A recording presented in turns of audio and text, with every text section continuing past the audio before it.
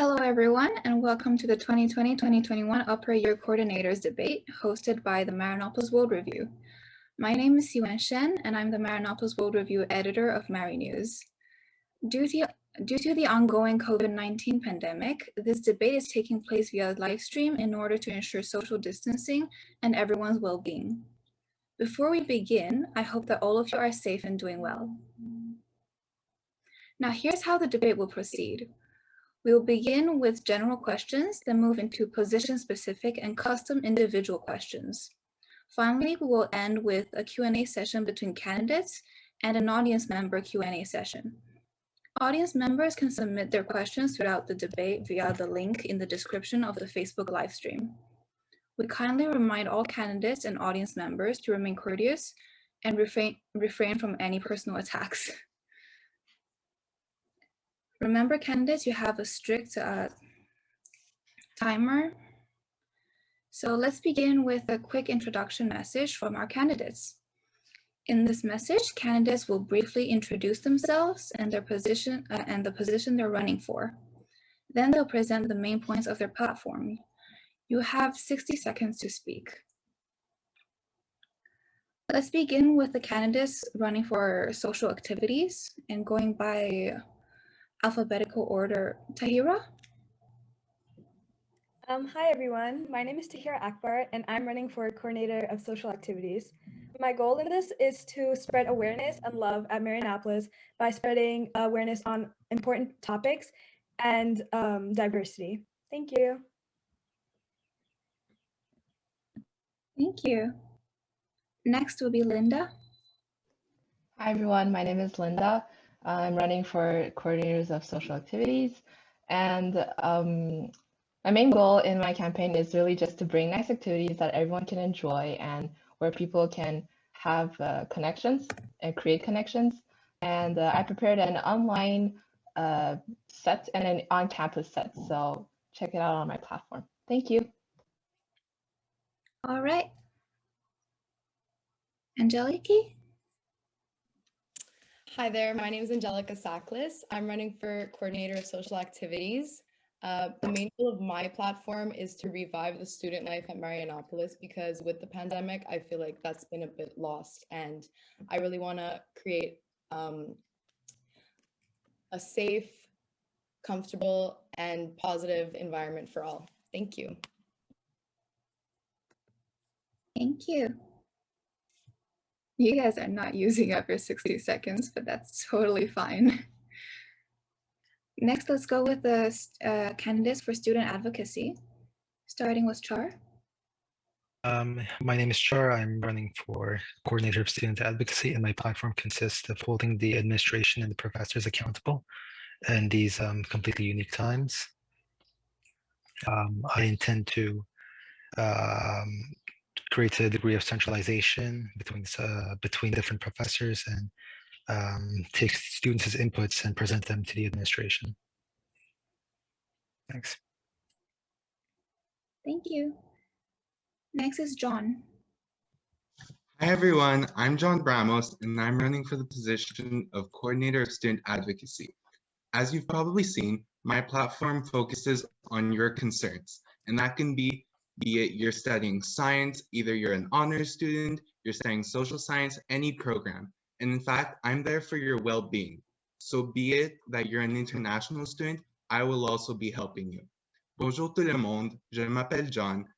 Aujourd'hui, ici, on est dans un débat et je voulais vraiment vous dire que vous soyez d'une école, que vous venez d'une école francophone à Marinopolis, vous allez avoir une transition qui est impeccable. Vous n'aurez aucun problème avec moi dans la position de Coordinator of Student Advocacy.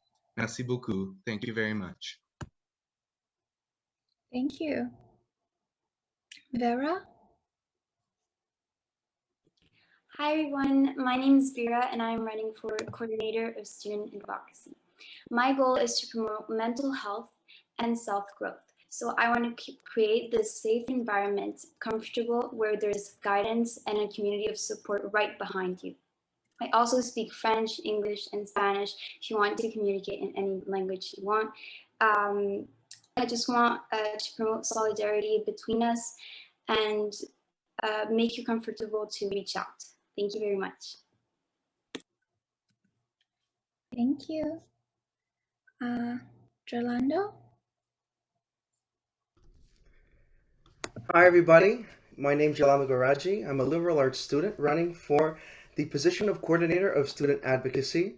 I'm really happy to be debating alongside all my colleagues here who ran a phenomenal campaign. Each ran a phenomenal campaign. I'm so excited I can't even say the words right. Now, my campaign is going to be really focusing on opening conversation. As you would have seen in my interview, I really emphasize the idea of dialogue and discussion and debate, and really talking amongst each other, right? So that's my initiative, opening conversation, because my job as student advocacy coordinator is to defend and inform students on their rights and to, help them, guide them through any problems that they may have, if they should have any. I'm here for you. My campaign is for you, the students. Another aspect of my campaign would be that I would implement a proper mentorship program, putting students right in the workplace with professionals, which is going to be absolutely phenomenal, perfect, stellar on your CV and your university applications.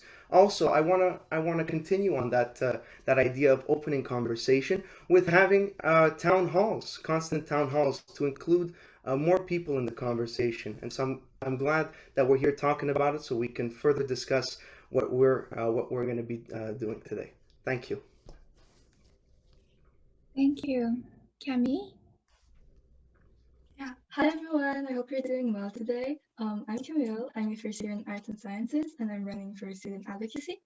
So my platform centers on 4 main points: opportunities and visibility, mental health, and community.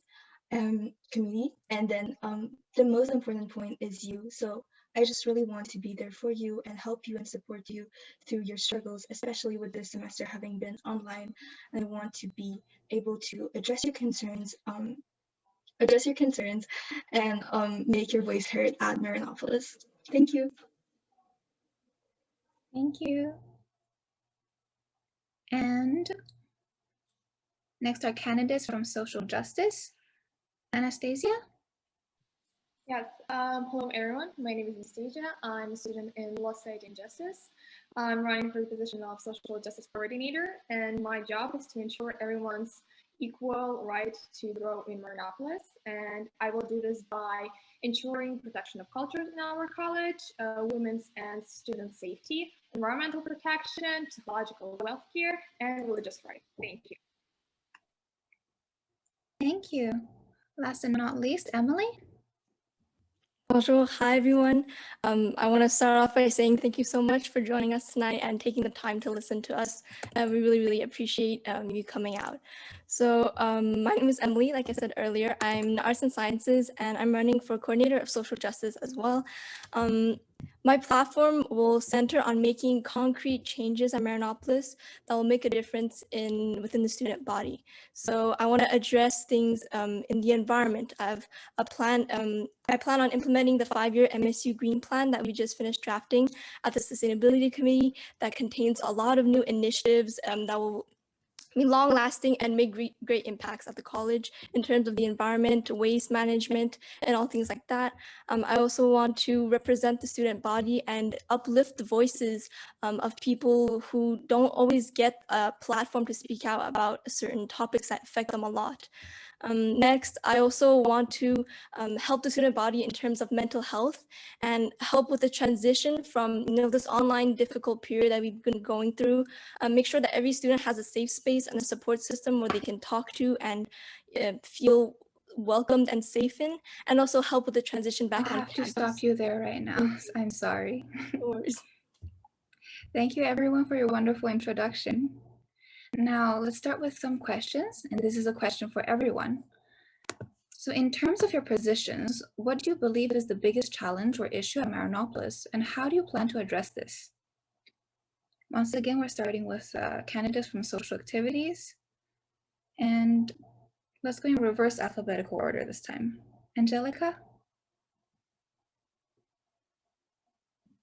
Okay, so as coordinator of social activities, not only for Marianopolis College, but I think for all the colleges, it's going to be a real challenge to get everyone back into the groove of, college social life in general. And so I think the hardest thing is going to be to get everyone back on campus and get everyone to feel comfortable at the college in person. And so I think that's going to be the biggest challenge for a coordinator of social activities, because we need to organize events that would cater to everyone's needs, that would cater to the introverts, the extroverts, cater to mental health, cater to having fun. I think that that's going to be the biggest challenge, to really prioritize whatever needs to be prioritized. Thank you. Thank you. I'm so sorry, I forgot to remind you. You have 45 seconds for this question. But it's okay, you were within the time limit. Next, Linda.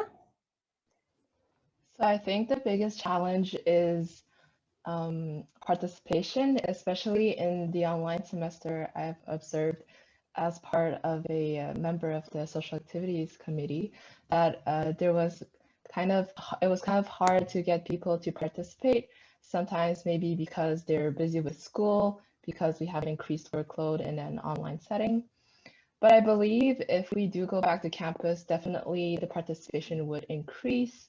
And of course, as a coordinator of social activities with our own committee, it's our job to promote properly the events and also organize them in the best interest of all students. So yeah, thank you. Thank you. Let's go with candidates from social justice. Emily? Thank you for the question. So I think the biggest challenge we will have to overcome during this year is definitely reach towards the students and communication to make sure that students know about different projects, initiatives, and resources that we have at the college to have at the college. That way everyone has like this equal information access to this communication. So I think that's really important. To try to solve that, I plan on collaborating closely with student clubs during my mandate to facilitate and kind of bridge that gap sometimes that happens between Congress members and the student body, to make sure that we're all working together as one big team, because after all, we're all students at Marianopolis. Thank you. Thank you.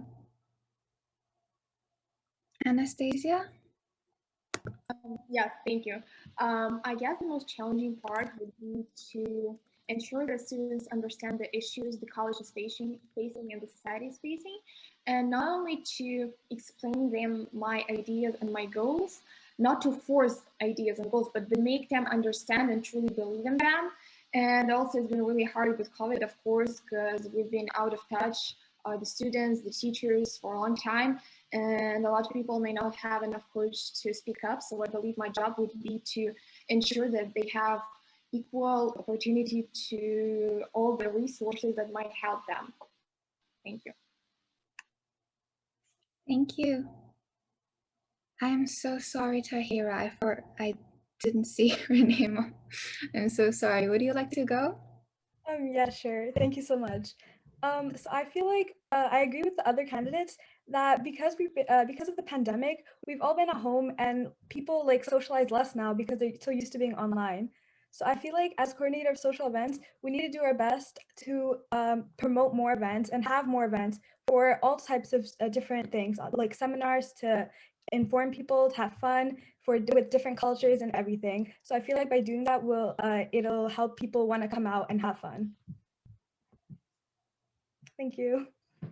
Thank you. So sorry once again. Let's go with the candidates from student advocacy. Cami, do you want to start? Yeah, so I think that's something that's been especially hard on everyone this semester since it's online, is feeling like your voice and your concerns are heard at Marianopolis, especially when it comes to communicating with teachers or administration. This is why I've been, some of my ideas for my campaign have been having regular student-teacher check-ins, and drafting a survey for the teachers for them to be able to easily check up on their students often. And also I wanted to So another idea is to centralize class information. So draft a document with platform recommendations for teachers to center all of their teaching information onto a few common platforms so that teachers don't have to, students don't have to look everywhere. So yeah, thank you. Thank you. Jolanda? Yes, hi. So you ask us what's the greatest challenge, the greatest thing to overcome in our tenure, in our positions, right?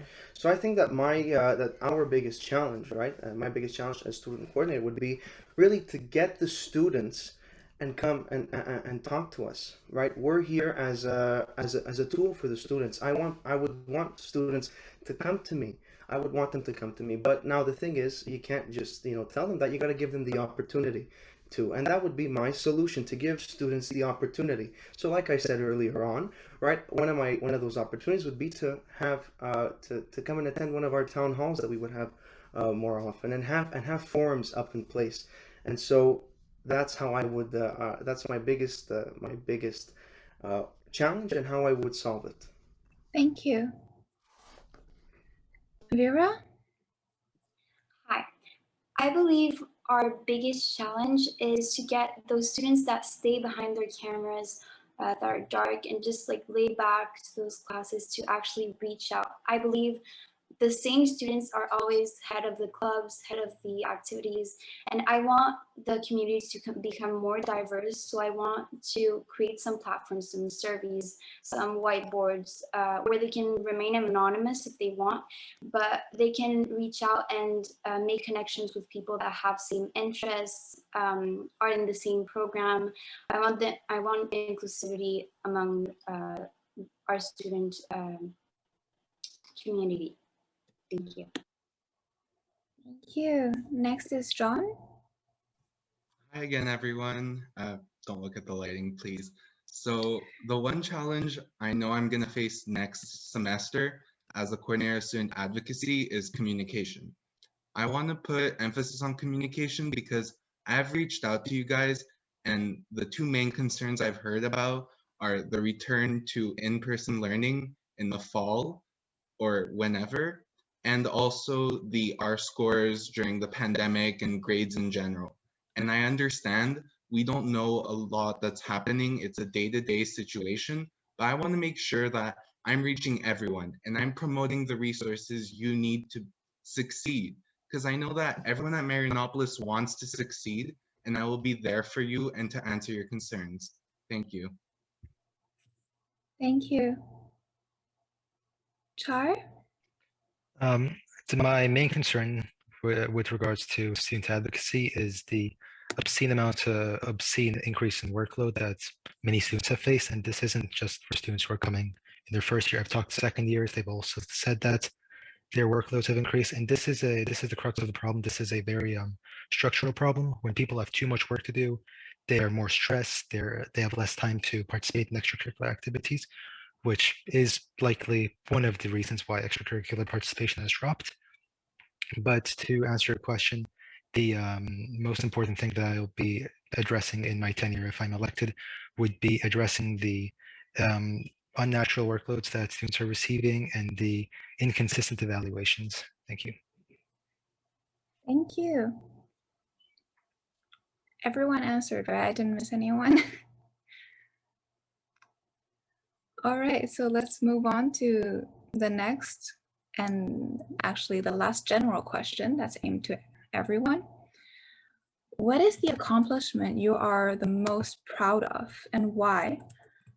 And how will it help you fulfill the role that you are running for? You have 45 seconds. And this time, let's start with students and candidates in student advocacy. Cami, would you like to? Yeah. Okay. So I guess that's something that I've always been really proud of, is kind of, I guess, defining myself outside of my grades and, for example, my CV. I think that that's something that's really hard to do, especially with in like a school like Marianopolis, where academics are so important. And everything that I've gotten involved in or that I've done, I am so proud to have been doing those things because I genuinely wanted to do it and because I genuinely had like passion for it. I think that that could help fulfill my role because I would genuinely be doing it because I want to be there for you and help you with your struggles and your concerns and make your voice heard at Marinopolis. So yeah, that's it. Thank you. Thank you. Jolanda? Well, you asked me what my biggest accomplishment is. Funny enough, it's a recent accomplishment of mine. I was very lucky to do a webinar. I'm sure many of you have seen it all over Facebook. I went crazy on advertising it for polycystic kidney disease.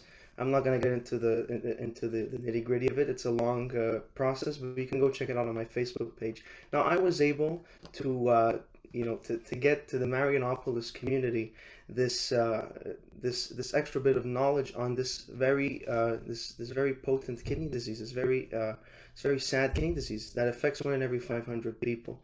So I managed to do this webinar. I ended up all over local little newspapers here in Montreal, and I was very glad to organize this because I made these people that weren't heard. I made them heard, I'm and I brought them sorry. to the Marianopolis Sorry, community. Jolando, I'll have to Thank you, stop you Siwa. now.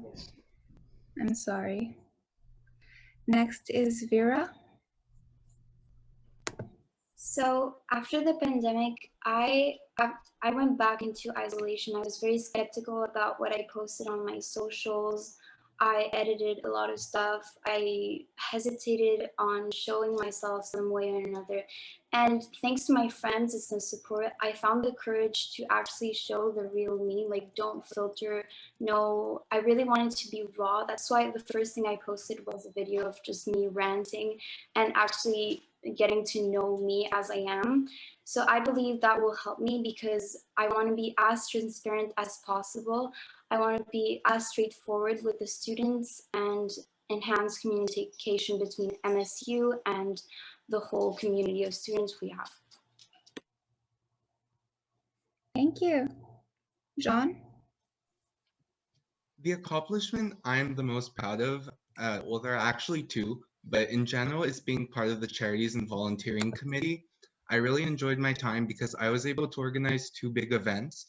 One that happened, actually that launched on February 1st, the Care, Mary Care event, and I was able to basically reach out with the people I was organizing Mary Care, and we got up to 20 clubs to help us, and we got a nice community of over 600 people from Marianopolis to join us. So I know I can reach you. And just a few weeks back, there was Mary Happiness Day. The idea actually came from me and one of my friends in the Charities and Volunteering Committee, and I'm glad it brought a lot of people together with the Zoom backgrounds and the Facebook frames. Thank you. Thank you. Char? I'd say my biggest accomplishment, at least recently, would be being able to integrate myself in stage better, being able to be a bit more outgoing compared to high school. But with regards to a more general sense, this isn't the case for many students. It's many students, even very outgoing people I know from my high school who went to Marinopolis, are extremely isolated now, and it's likely even worse for people who are introverted. So as such, I hope that my accomplishments will be many other students' accomplishments, and whether that's by reducing the workloads or allowing people to seek services to allow them to connect with other people. That's how I plan to do that. Thanks. Thank you. Let's move on to candidates from social activities. Tahira? I would say that my greatest accomplishment at the moment would be earning the Director General's Student Life Scholarship at Marianopolis College. And the reason it's my biggest accomplishment is because I know that I earned it, because all of high school I spent it in student council and the advanced student leadership program, and I've organized different events and produced different events, and I've created teams and been a part of teams to help make a difference in the community.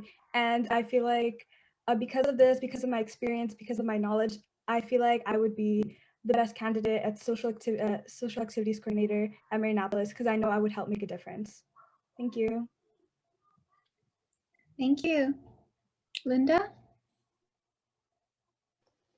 Yeah, so the accomplishments I'm most proud of right now is at the beginning of last semester where every one of us were first years, and I got to convince myself to step out of my comfort zone and try to get myself more involved in student life. And then with some few friends, we co-founded the Study Sheep Club, which after that we organized quite a lot of few activities, and people participated. And from that, I gained a lot of experience in how to reach out to people, how to make activities appealing, and have everyone's best interest at heart when organizing them. So that's what I plan as a coordinator of social activities as well. Thank you.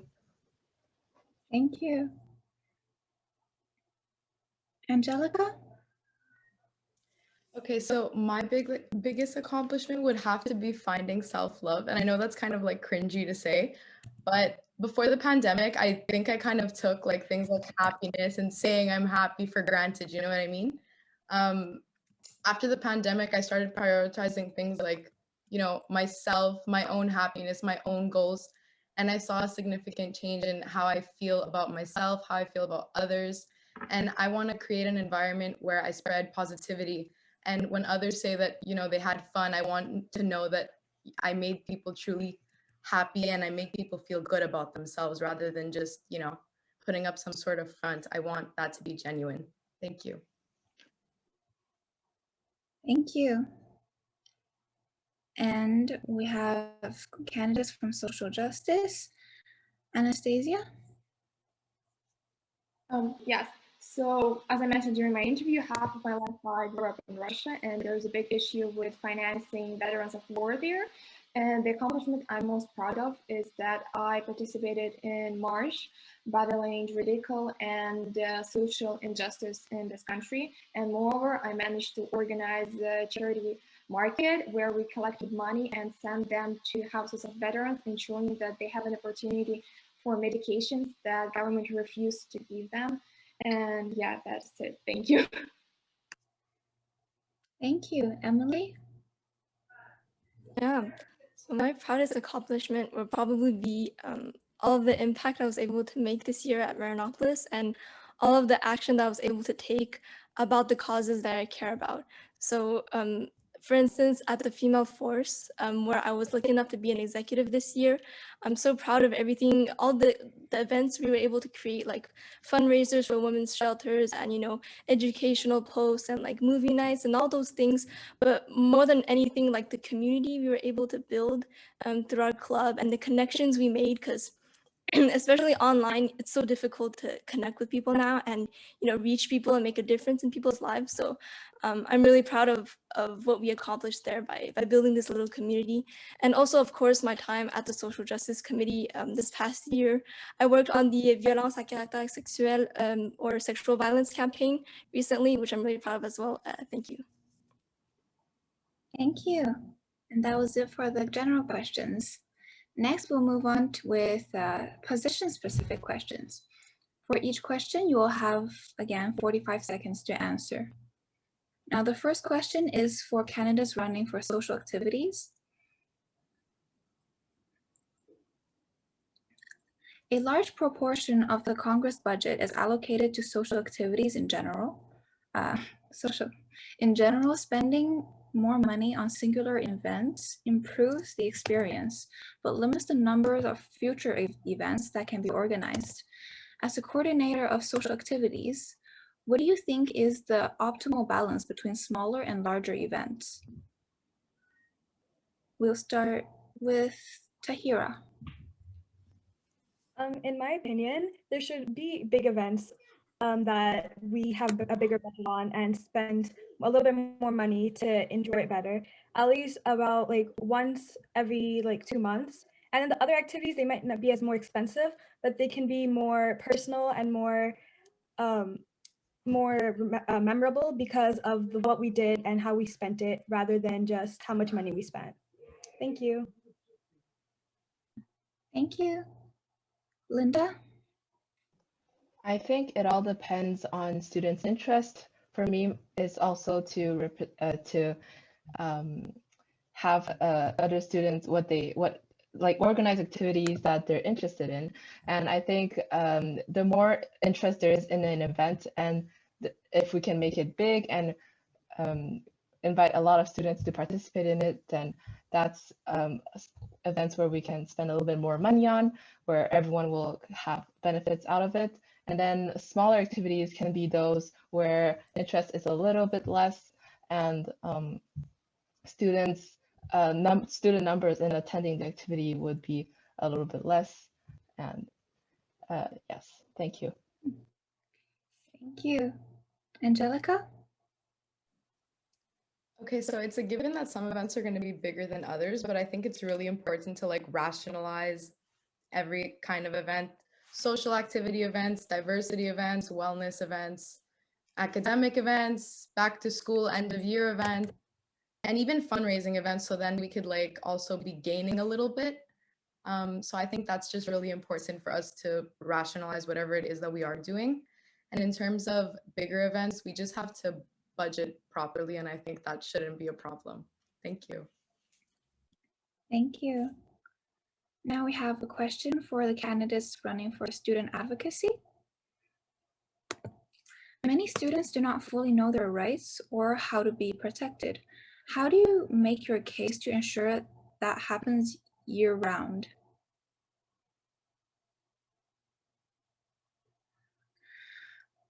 Let's start with Char.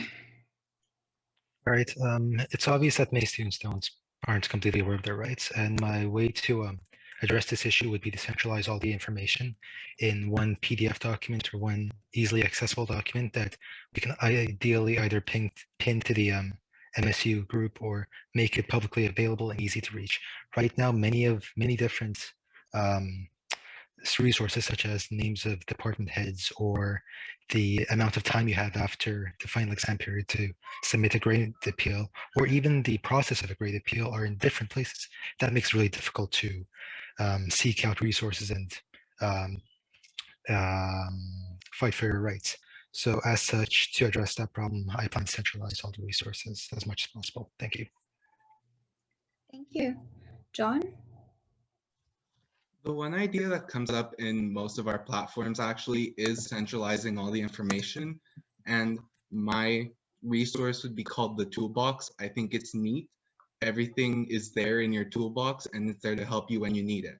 The one thing I thought was original and everyone would like is having all the little nitty gritty details and the general processes in the forms of videos, such as Reels or TikToks, because who wouldn't want to have their information, all that boring IPASA stuff that a lot of people don't take the time to read in the form of a video with the song Say So in the background. If I say so myself, I think that's pretty funny that you'd be able to see some of the people in Congress actually doing some TikToks for you to learn your rights. Thank you. Thank you. Vera?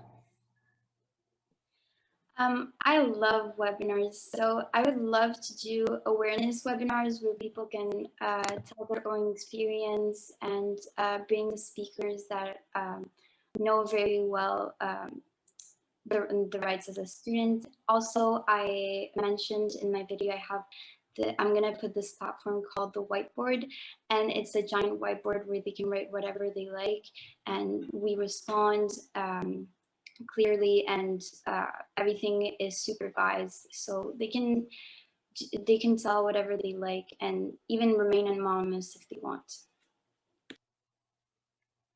Thank you. Gerlando?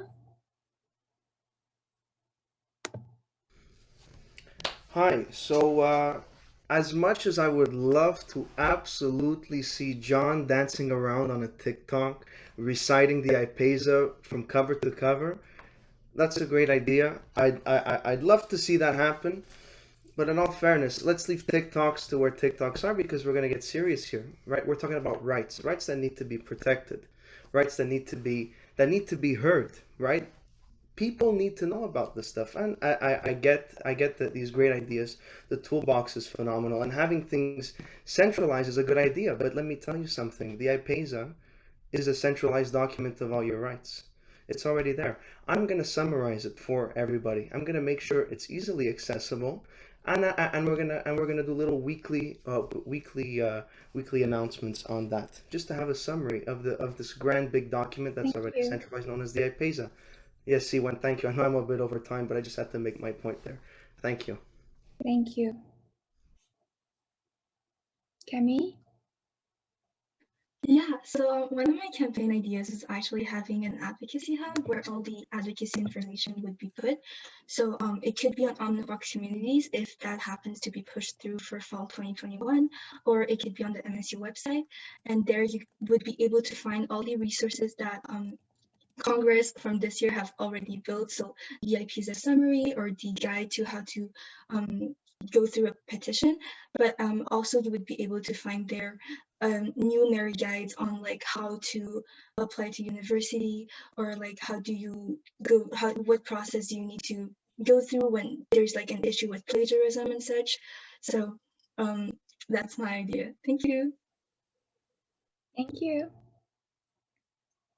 And the next question, let's move. The next question is directed towards candidates of social justice. How will you appeal to Marianopolis's diverse student body in a manner that is honest, respectful, and inclusive? Emily, would you like to start? Yes, of course. So Marianopolis has such a beautiful, diverse student body, like you said. Um, I I think it's really amazing the kind of dynamic we have, where we have so many amazing student cultural clubs for different cultures, different religions, that I plan on working in collaboration with to give the necessary support that they need, and organizing things in collaboration together to reach more people and to make it bigger and better events. Another thing I plan on doing in regards of diversity is hosting monthly social justice podcasts in collaboration with Addendum and Cultural Affairs. It's a project that we're actually starting right now. We're working on it, and it would highlight a lot of different students' backgrounds and give them a platform to voice their opinions. Thank you. Thank you. Anastasia? Yeah. So my main idea how to ensure that each culture is equally represented in Marinopolis is to create Cultural Week. As we know, in Olympic sign, there are 5 rings and we have 5 days a week. So each day will be dedicated to a certain continent, and people from different backgrounds, cultures will be brought up together, and students will be able to learn about different issues, different cultures. Therefore, they'll be educated and they will know the issues that these cultures might face. And myself, I come from different backgrounds. I have some different religions, different cultures, and I know how to approach each of these cultures to ensure that all of them have equal opportunity to be represented and self-realized in our college. Thank you. All right. Now let's go back to social activities. We have a question for you guys. If you could organize only one event during the entire school year, what would it be and why? Angelica, do you want to start? Sure. Okay, if I could only choose one and it had to be like a big grand one, I think I know exactly what I would do. I would organize everyone a prom night. We could call it gala, whatever you guys want, but I think the class of 2022 was really deprived of that. And even a graduation ceremony, if we get the chance to have one, that's going to be like, wow, are you kidding? Privileged for us. So I would really want to be the one to organize that. I think that we all deserve that experience. And I think it would be a lot of fun. Thank you. Thank you. Tahira? Yeah, if I had to organize only one event in the entire year, it would probably be an end of the year party to celebrate school ending. Finals are over, just stress free now, and it would be huge. It would have food trucks, escape room, maybe like something like a carnival or something that if it was on campus, that we could bring onto campus and just have fun with everyone and celebrate that the summer is here. Thank you. Thank you. Linda? Thank you for the question. So I also agree that an end of year party is very important, but if I could only organize one activity, it would be more of a start of the year party, as in I'm more thinking about the Moose Camp activity, where I know last semester a lot of students wanted to participate, but sadly we could not because of the pandemic. And if we can have an opportunity to return to campus next semester, then it's definitely something I would like to collaborate with student services to make it happen. I've talked to them and they are very keen on the idea as well. And it's an opportunity for students to really know each other, have a more fresh start and reconnect. Thank you. Thank you. And another question for our student advocacy candidates. As coordinator of student advocacy, you will sit on the academic council, be responsible for updating the MSU Constitution, and meet with students individually for assistance on academic grievances, all of which can be very time-consuming. How will you manage your time for this role with your student and your school and extracurricular activities? And once again, a reminder that you have a strict 45 seconds to answer. Cami, would you like to go? Yeah, of course.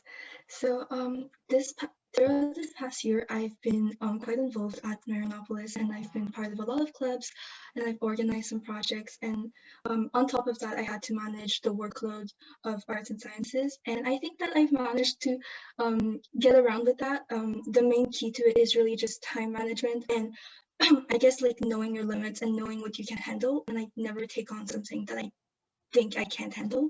I have like so many organization apps or like calendars or alarms to keep track of everything, but in the end it works. And I think that it's just about like just realizing how much you have and managing your time. So yes, thank you. Thank you. Jolanda? How would I manage my time?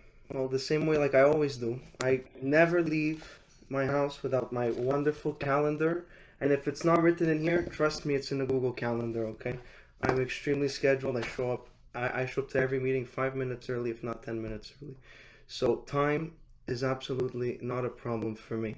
I'm gonna use up the rest of my time because you know we're keeping with the idea of time.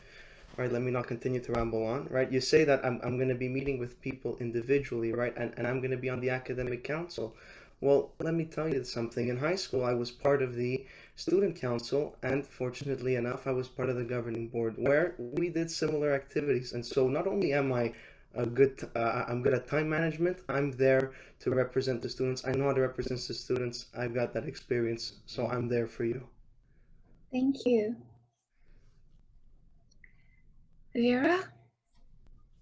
I'm actually so glad to have all of these preoccupations and meetings with students one-on-one because I have a very photographic memory. So after course, I usually don't, I revise, but like I usually have a short time memory anyway. So I spend most of my time, like I have all these paintings, my house cannot withhold more paintings. I really want to spend that time on others and help as well as I can. All right. I don't know if it's just my problem, but there might be an internet connection issue. Yeah. Oh. Well then, John, would you like to continue? Yeah, sure, I'll continue. Actually, I love time management. I'm weird, but I do love my Google Calendar. My Google Calendar is like my best buddy. I love color coding. I love putting my classes in. My favorite part of the semester is when I get my syllabi at the start of the semester and put everything in. I just love doing that. And I love adding another meeting and picking that color. It just gives me a rush of adrenaline. And seeing the week ahead of me, I know what I have to do, when I have to do, and I love it. Like that's my thing. I love having tasks and challenges to accomplish, and I'm sure that my meetings with you guys are going to be super nice and nicely time managed. All right, Char? Regarding time management, throughout the semester, I've taken special attention to not spread myself too thinly. I am only committed. I'm only in 2 clubs, and I commit heavily to things that I actually do. So I don't, and as such, I don't have too many I don't have too many extracurricular responsibilities. And throughout my first semester, I've been able to manage my time really well.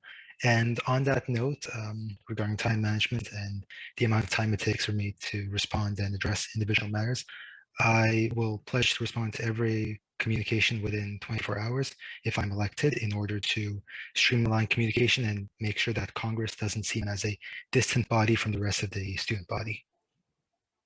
Thank you. Thank you. Finally, another question for our social justice candidates. One of the recent prominent social issues has been the string of hate crime targeted towards Asian people all around the world. What will you do to prevent this kind of incident at Marinopolis? Anastasia? Yes. So, as I said during my interview, racism is something people are being taught. It's not something people are being born with. So my main goal would be to educate people, because not a single racist person can actually explain why they are racist. So my goal would be to actually educate people. And as I said, cultural week, it's a wonderful thing. And by making people familiar with other cultures and making them understand what issues these cultures are facing, we're going to battle the problem. Thank you. Thank you. And that was it for position-specific questions. I forgot another candidate. Oh, wait, I am so sorry. That's all right. I'm so sorry. Emily, you can go. Okay, perfect. First, I want to say a big thank you to whoever asked that question and raised this topic. Obviously, it's something that affects me personally a lot, as being a Chinese Canadian person myself. But I have been taking plans ever since the beginning of this amplification of anti-Asian sentiment. Currently at the committee, I started a new initiative for an anti-AAPI hate campaign that will be going out soon. That includes, like Anastasia said, education. That is like the basis, is to spread awareness, and not only about, racism and what it is, but also about the history behind it, which is so important, and unpacking things like the model minority myth and unconscious biases that many of us may hold. And another thing I'm working on is a pamphlet that will be distributed to elderly centers and hospitals, translated in different languages, and a podcast that's coming soon. So thank you very much. Thank you. And this time is actually it for position-specific questions. And now we'll be moving on to some custom questions made for every candidate. Our first question is for Linda. You have 60 seconds to answer 60 seconds to answer, yes. So your cooking competition is an interesting, not to mention delicious idea, but there are innumerable logistic requirements behind the scenes behind the scene of such an activity, including reserving the space, the materials required, and food safety. How do you plan on addressing these logistical issues? First, thank you so much for this question. So yes, it's indeed an idea that I talked to student services about it. I also had my own questions about the logistics, how feasible it was. And what we discussed and found out was that it would be possible to actually kind of like the Join a Club Day from last semester, where it was held inside the college. We would be holding it inside a few student lounge rooms. I'm not sure. I've never been to the college, so I'm not very sure about how it's placed. But all available rooms where we can place a table, maybe a simple stovetop that we could possibly rent from a cooking service, and from there, everyone would attending the activity would need to fill out a sheet about their own restrictions, which is how we can promote restriction safety about food. Thank you. Thank you. All right, the next question is for Tahira. Again, you have 1 minute. One of the pillars of your campaign is a minimum of 2 pre-planned events per month. In the event that you're unable to fulfill this campaign promise, what will you do to compensate for this? Thank you for the question. So a big part of my campaign is to have 2 activities per month at least. And basically what that meant was one would be more academic. It would be a seminar to spread awareness on any topic like mental health or any social injustice happening. And that would be to spread awareness. And the other would just be a fun one. So if I was unable to fulfill that promise, I would instead have more a one big event in the every month, and then instead of having 2 small events, have one big event. 1 month have one awareness event, and then the next month have something more fun. Thank you. Thank you. Next question is for Angelica. During these past 2 semesters, student life has been a topic of interest, with many claims of it being lackluster and uninspiring, which is contrary to one of the core promises of Marianopolis. In the past, candidates have all made promises to liven up student life. So what are some things that you will be doing differently to make sure that your words result in a change? Thank you for the question.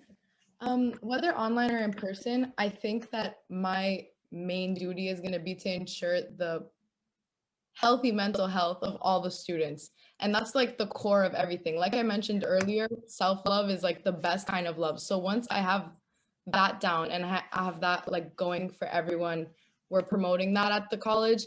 I think that'll stem, great things. That'll make all the events a lot of fun if it's just an overall happy and positive environment. So I think that keeping a positive mindset, even as the leader of this, let's say, committee or this position of Congress, I think that's really important.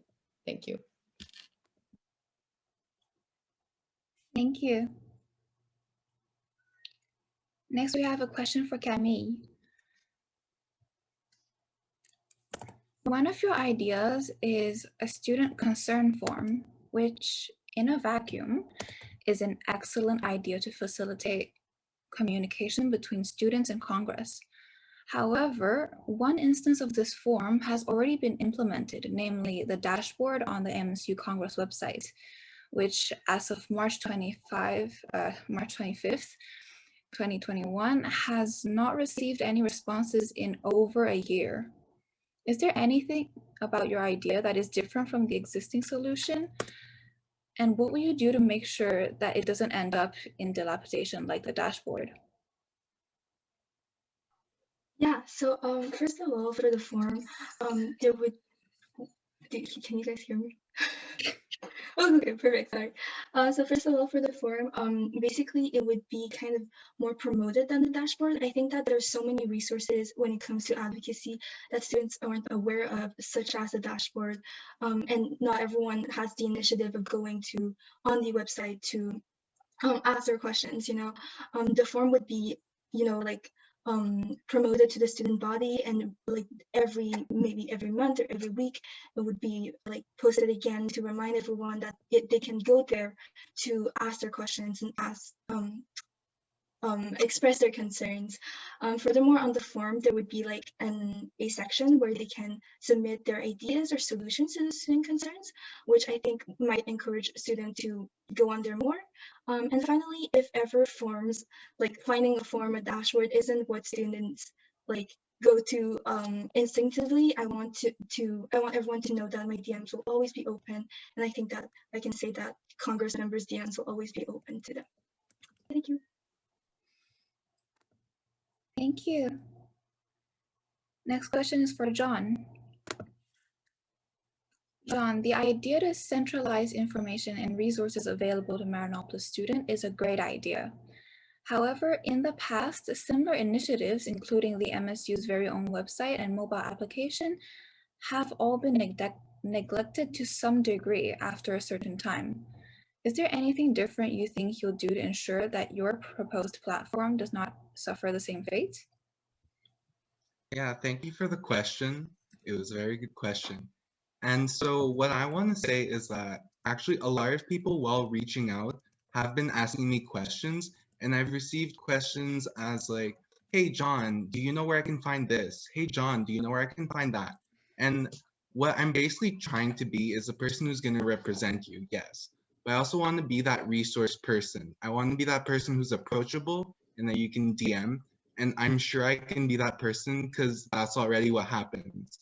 And just having that centralized place, I think is the best thing because we like to say that we have centralized platforms, but the fact that we have the MSU website, the fact that we have the Marinopolis website, the fact that we have the app just means that we're decentralizing the information we're actually trying to centralize in the first place. Thank you. Thank you. Next up is for Jolando. It's no secret that during these past 2 semesters, students have formed small friend groups in Facebook, group chats, Discord servers, and other non-official platforms, which is on the other end of the spectrum from the melting pot that is in-person school. One of the points of your campaign is to strengthen our never-fading sense of community. So my question for you is, how are you planning to strengthen something that for all intents and purposes does not exist?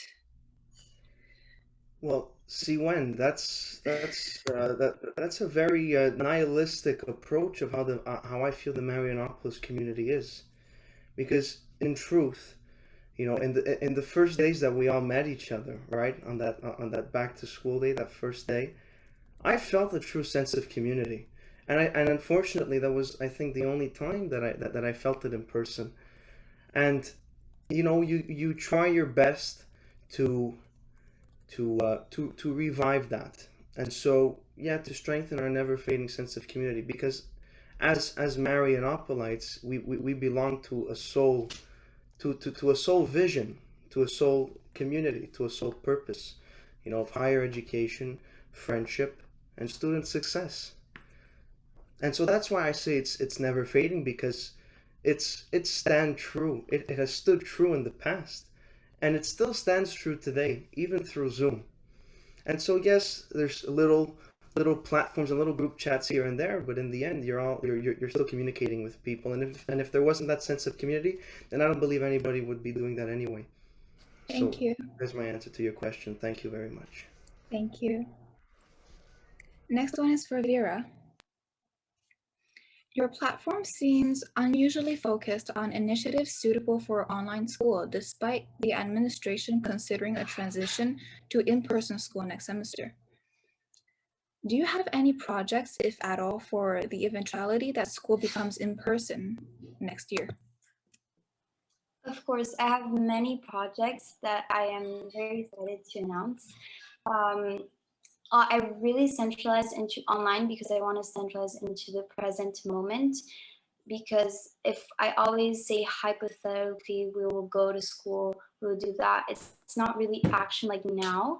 But I can say I always come up with ideas, and everything that I said, so the whiteboard, opportunities for volunteering, everything, all of that will be modified into a presential environment. It's just that I want to present my initiatives now and not just maybe we will be presential, maybe you could go to this volunteering if COVID is over. That is why. Thank you. Thank you. Next question is for Char. In the past, Congress has reached out to the administration about major issues, including tuition reduction, mental health, and math exams several times, but have been placated on all fronts. If the administration refuses to budge for issues affecting the entire student body, how do you plan on ensuring that minor concerns like student reports about professors and standardized evaluations are taken into consideration, and more importantly, that the administration acts upon them? You're absolutely right that historically Congress has not Congress, sorry, the administration has not been too productive in addressing our concerns and have only taken action only in the most indefensible situations. But I believe one of the reasons for that is that Congress has not been pushing enough. They are currently, in my opinion, playing too much of a passive role and aren't being bold or aggressive enough to pressure the administration with large-scale petitions, which only happen once this year, and never the semester, to, in a way, push the administration to take action. But if the administration decides not to, and I believe that it's possible to change their minds on some issues, I don't think anything's off the table, and I'll try to make sure to let them know that if the administration does not take action on extreme workloads from certain professors and whatnot, students regulate themselves by choosing different professors and classes. So I'm just trying to help the administration this way. Thank you. Thank you. Next question is for Emily.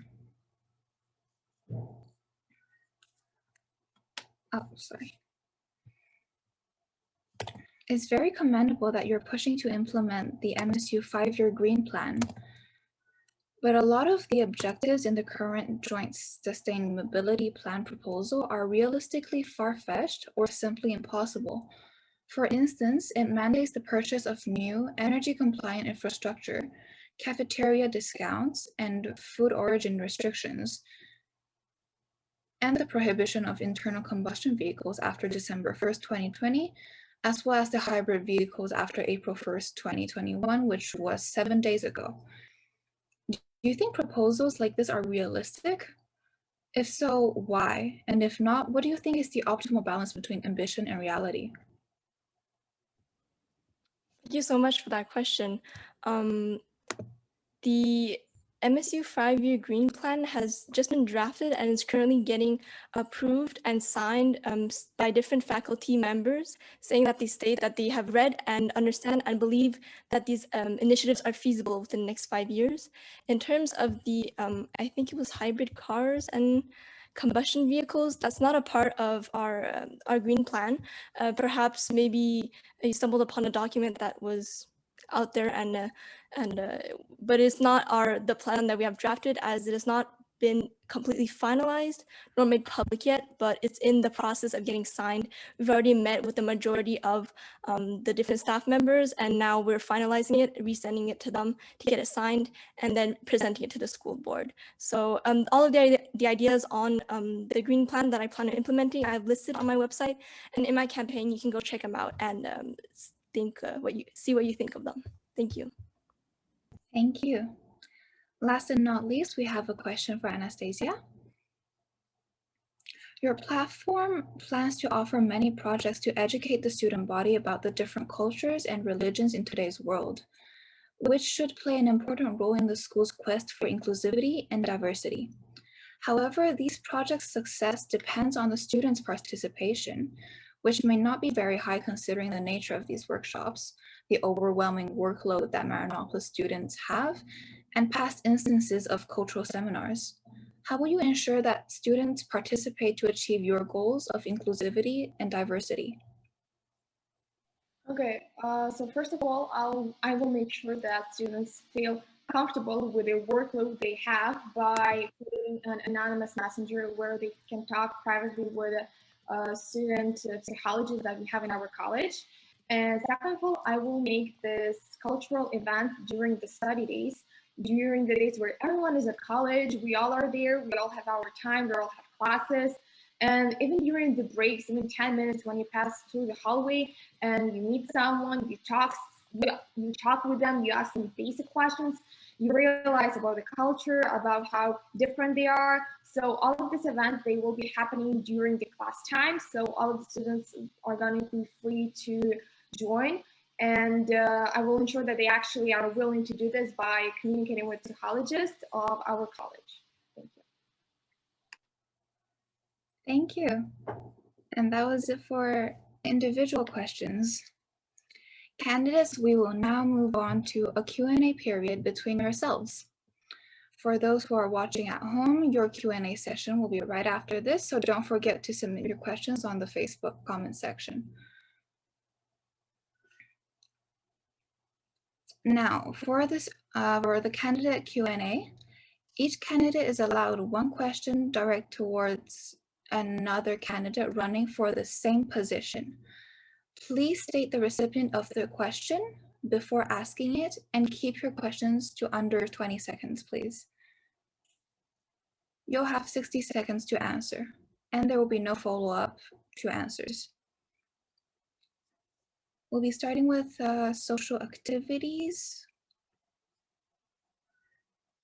Actually, before that, if you have any extra, we will go with one round for every position. And if you have any other questions to ask, send your name in the Zoom chat and I'll arrange that. All right, so let's start with social activities. Tahira, do you have a question for anyone? Yeah, actually, Angelica, I have a question for you. Previously in one of the questions, you answered that we could have fundraising events to gain some more money to have more events. But doesn't that kind of go against like Congress morals of taking more money just to have, for our own personal gain? Okay, that was a really good question. Thank you. I don't know. I just think that would be like a constructive way of doing it and then an easier way to budget with, because we could do events like what I have planned in my mind is theme days. So like, I don't know, a lot of American schools do like meme day, character day, pajama day, where you dress up and everyone just gives a little toonie, you know? And there's quite a few students at Marianopolis. So if everyone just brings $2 in on any of these events that we plan. I also planned out awareness days. So like wearing pink for breast cancer during breast cancer month. Different events could be for different clubs. Like we could have a calendar of some sort for that. We could do walks and runs, like a color run, a soap run, donations to organizations, to shelters, everything local, food drives. Those could be like qualified as events in my mind. So that could also be beneficial. Thank you. Thank you. Linda, do you have a question for anyone? Yes, I do. My question is for you too, Angelica. So I also have this idea of having this end of year party, whether it's semi-formal or formal, kind of like a prom or a gala, because I think, yeah, people deserve this. And I just want to know, how do you plan on concretely organizing it and about the details? Thank you. Thank you for the question. Like you said, I think it's something really important that the class of 2022, the graduating class of 2022 deserves, because we missed out on it in our last graduating year. And so I think if we get everyone together, a collective, I'm pretty sure almost all the student body is going to want that. So I think if we all just stick together and listen to what the community wants, that's the best way for us to organize little details. Also, I think we just need to listen to what the students want and organize it that way. Thank you.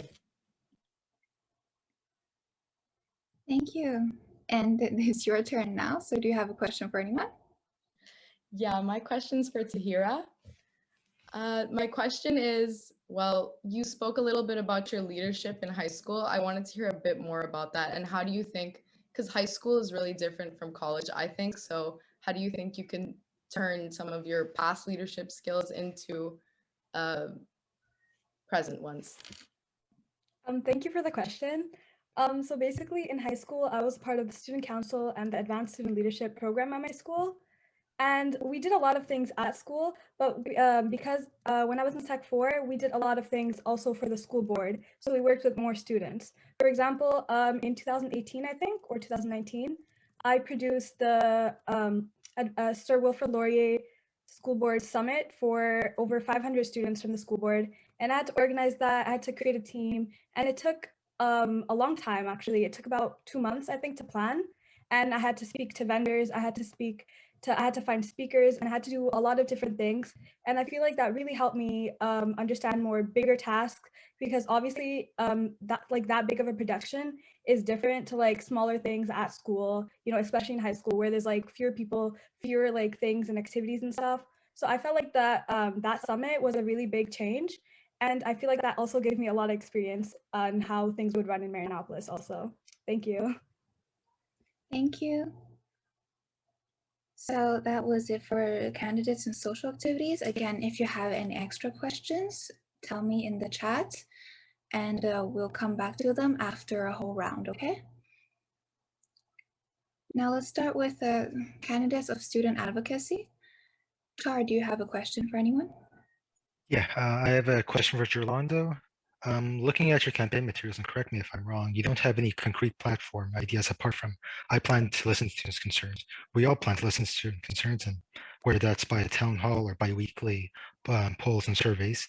In addition, most of us have stated that how we would address those concerns.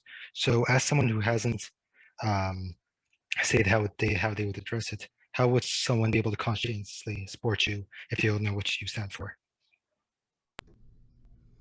All right, Char, thank you for the question. But don't worry, my platform is there. I have all my ideas written down. Just to keep everything consistent, today I made a post on Facebook. I have all my campaign stuff written there, all my campaign promises and what I plan to do. So if you'd like, I could absolutely go over my campaign again, just for you. Char, that would be my absolute pleasure. So, like I said, my purpose in this campaign really is to inform students of their rights and defend their rights. Like I said, I would have town hall events often, really often, and I would give the students the opportunity to come and talk to us about it, right? Also, like I said earlier, I would introduce a proper mentorship program, putting students in the workforce with professionals, just like I have done. I have benefited from many internships, along with have done internships with federal members of parliament and civil lawyers here in Montreal. And lastly, what I think is very important is I'm going to be starting a student advocacy committee to help with all of this and to get the community more involved in in promoting our never fading sense of community, right? Just like we said Thank earlier. you. So thank you very much. Next to John. I would like to address my question to Camille. So you're currently an exec or very involved in TEDx Marianopolis College 2021 core team, the exec of Study Sheep, Silver Key, Hot Potato Initiative at Marianopolis, your nonprofit tutoring elementary student initiative, and the Old Brewery mission. And we all know that the position is very time consuming, including 4 office hours a week, the Constitutional Review Committee, and I'm forgetting many more because I do not have the time. Will you be dropping any of those leadership positions? Why not? Thank you very much. Yeah, so currently I am involved in those clubs. I'm also involved in a lot of the involvements that I've been taking on during the semester have also been with clubs I'm not in a leadership position, perhaps, like the Debate Society or Law Society, which actually I'd say consume quite a lot of my time.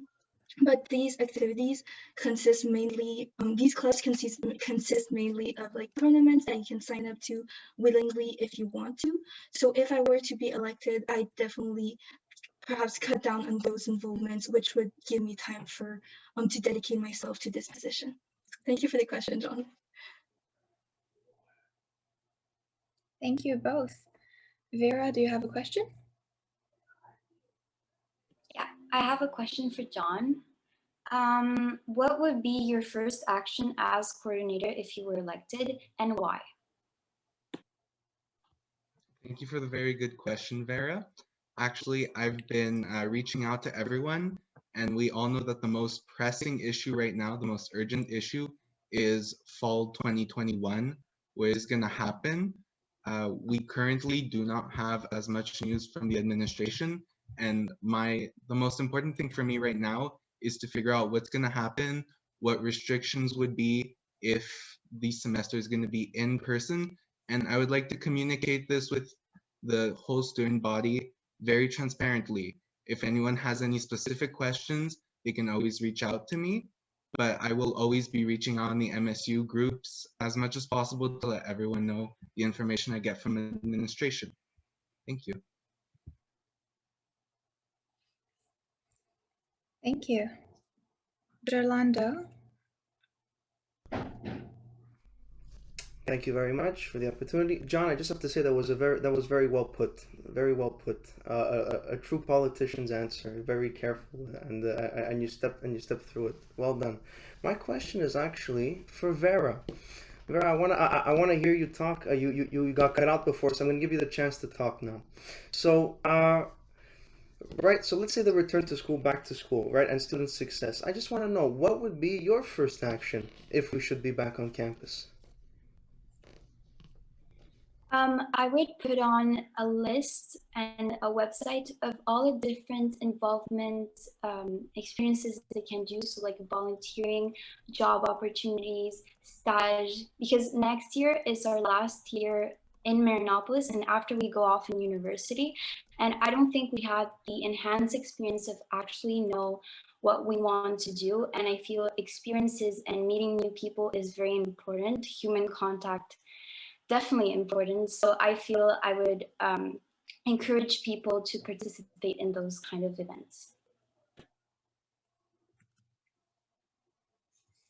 Thank you. Kemi? Yeah, so I just have a question for Vera too. So I was just wondering, you had like this idea of having a free tutoring platform, which I think is great. But we do have like already a peer tutor platform at the college, and I know that I think Misha has been working on alumni tutor platform. So I was wondering how that would like your platform would differ from those. Thank you.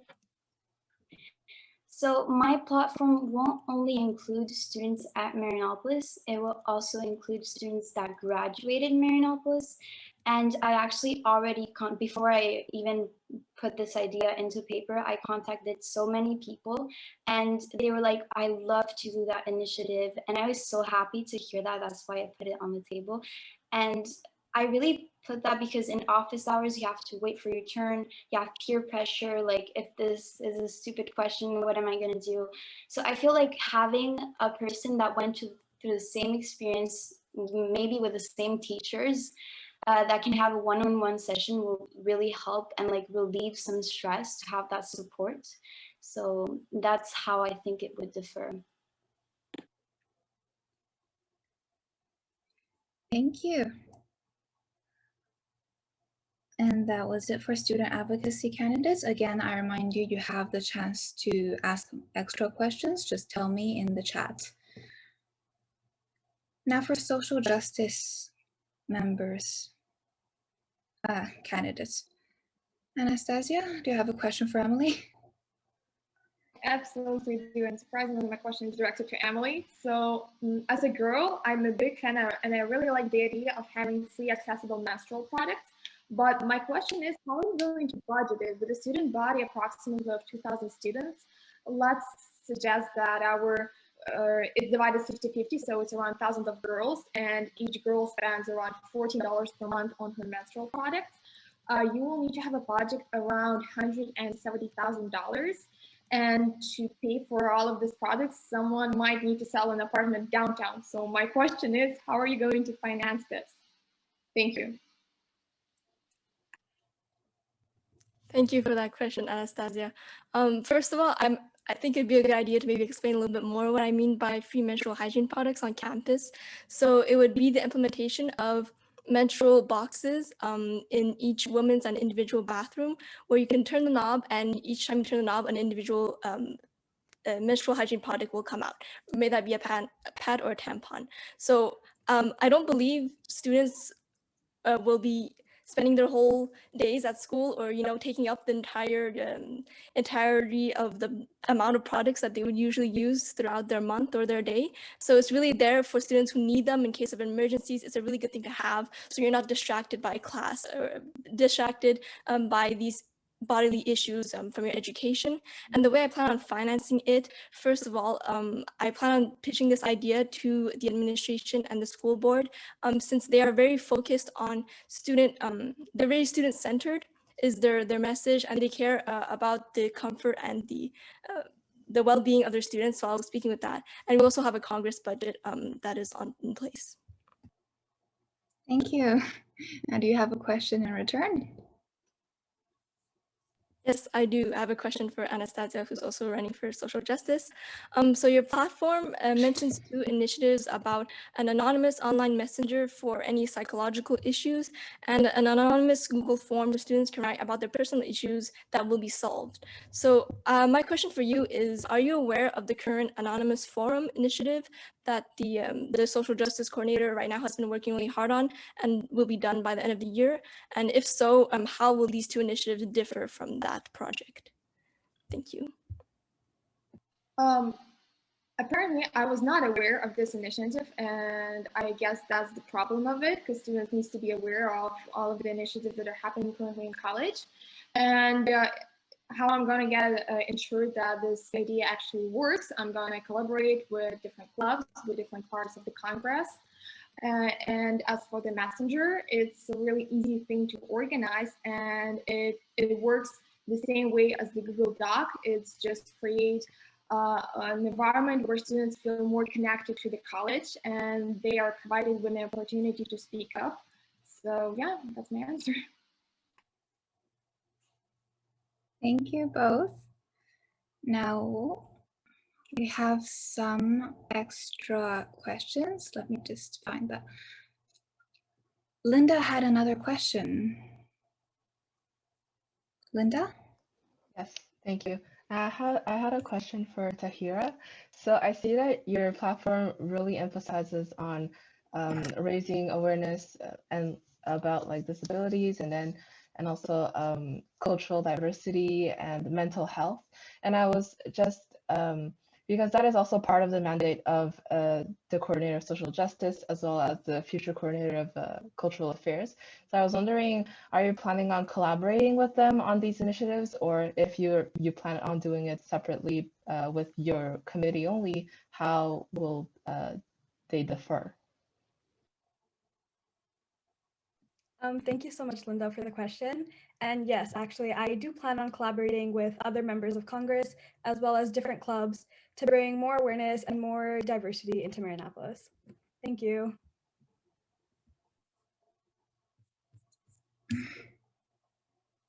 All right. Char had another question. Yeah, I had a question to Vera. You mentioned that you want to make an alumni tutoring service. I am actually a member of the Peer Resource Center, and they do hire Marianopolis alumni to tutor people. So what you're proposing exists as is, and it's on the college's payroll. Regarding payment, it also brings up a question of how are you going to pay these people? There are about 100 peer tutors at Marianopolis who get paid about $15 a week for 1-hour sessions, which is 1.5 grand a week. The college has, not the college, the student union has nowhere near that type of budget. So even if this was a unique idea, how would you intend to pay for it? Thank you. Again, my platform is clearly volunteer tutors. So if they do volunteer, I got this permit to give them a certificate from the college. And it's not experienced tutors, it's more about making connections and have a community of support. So maybe the ones that participate into the Marianopolis tutor website are actually find themselves qualified, but I want to encourage more people to reach out, more people to participate. Therefore, I will contact some past graduate Marianopolis students, but also us for first year that are going into second years, even though you don't find yourself maybe experts at mechanics or calculus or whatever social science subjects. I want them to try to experience, to try to connect with other students and make this supporting community. All right. John had a question also. Yeah, so my question is addressed to Char.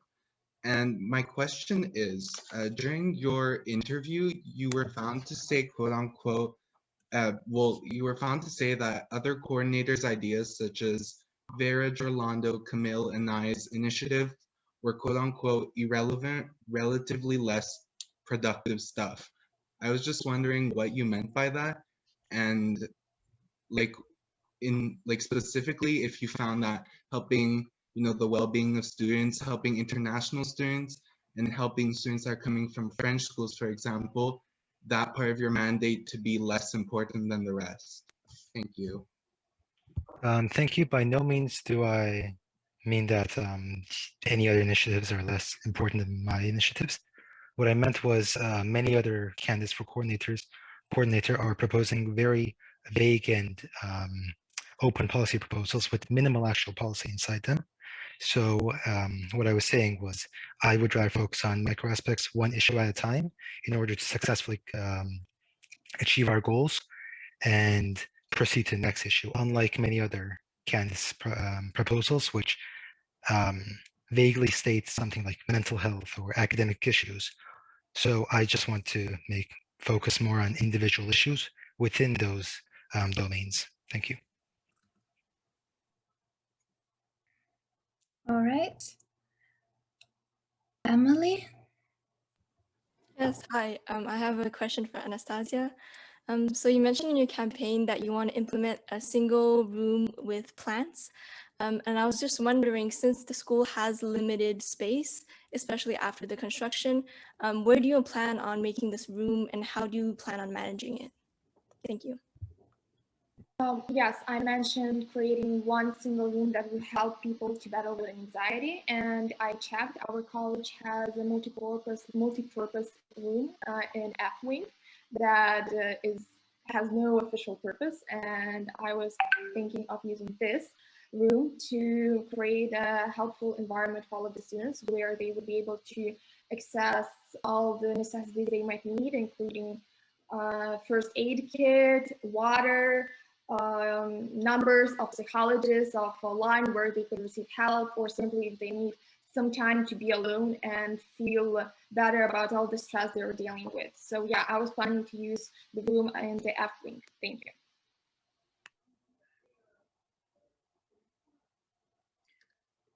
Well, turns out you have a question for Emily also. Yes. So my question was, in your campaign, I saw that you have an idea of creating Eco Challenge Week, and I find it really interesting. However, I have a question. Don't you think it would be a little bit unfair and against the idea of equality in our college? Some students are vegan or vegetarian already, and they would have a kind of advantage in this challenge. And some students, they need to fast, and they simply won't be able to participate. Thank you. That's a good point. Thank you so much for that question. So in terms of the students who are already vegan or vegetarian, well, we kind of assume that they're already doing the challenge, but every day. So I think that, deserves some credit. They could still be entered to win a tote bag or, a gift card to a local business. And in terms of being more inclusive, definitely, eating vegetarian, vegan would a meal per day was only one of the many different weekly challenges I plan on doing. Also things like going zero waste, reducing your carbon footprint, and different initiatives like that. So there's going to be plenty of different activities that everyone can participate in. Thank you.